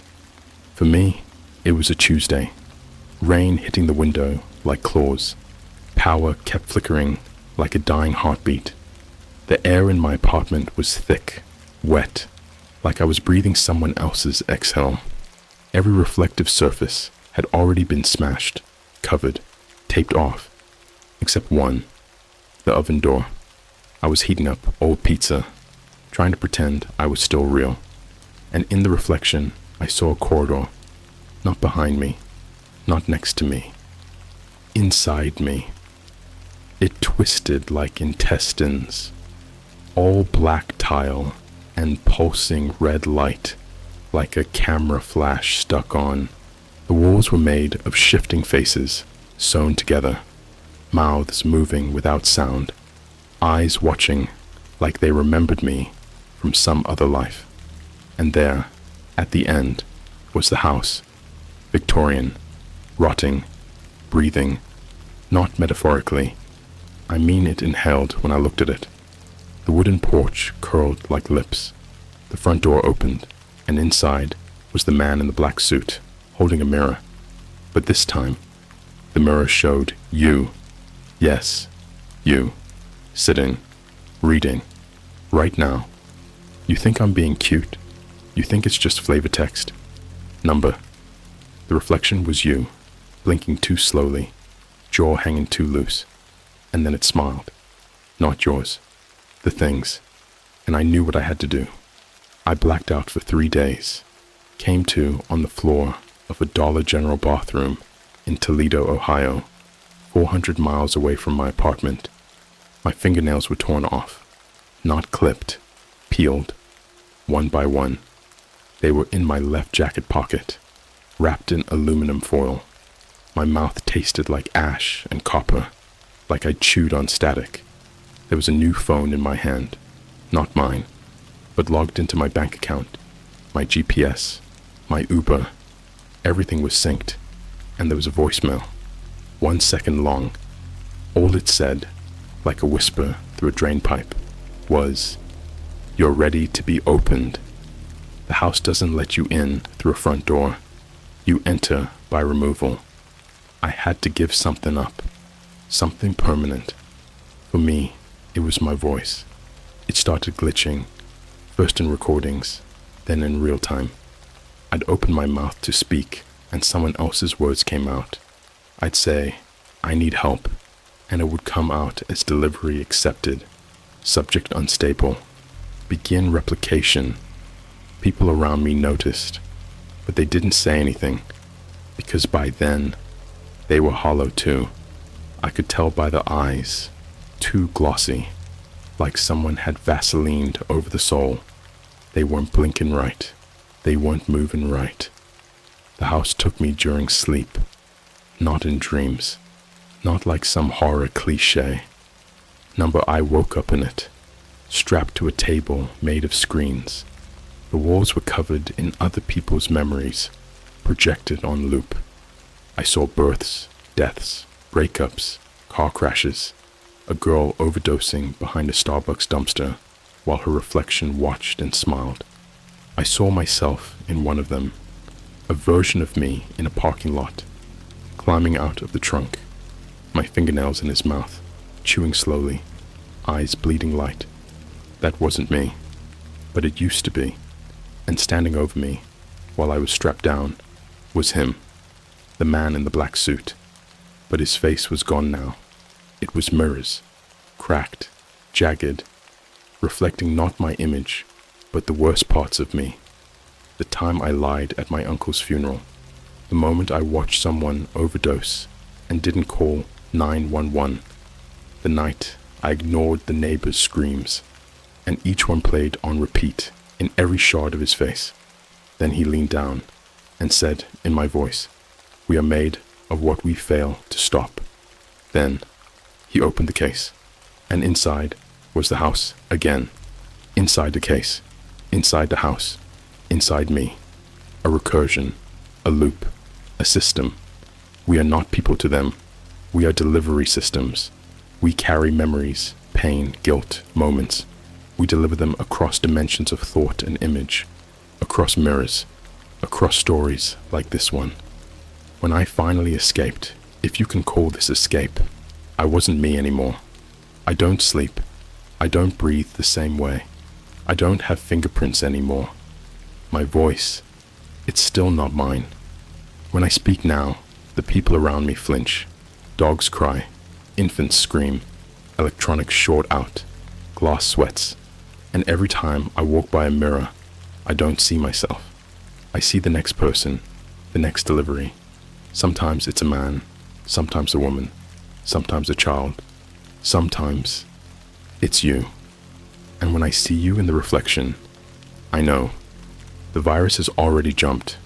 It lives in attention, in observation, and now you've looked too long. I'm only writing this because the house wants more couriers. It needs open eyes.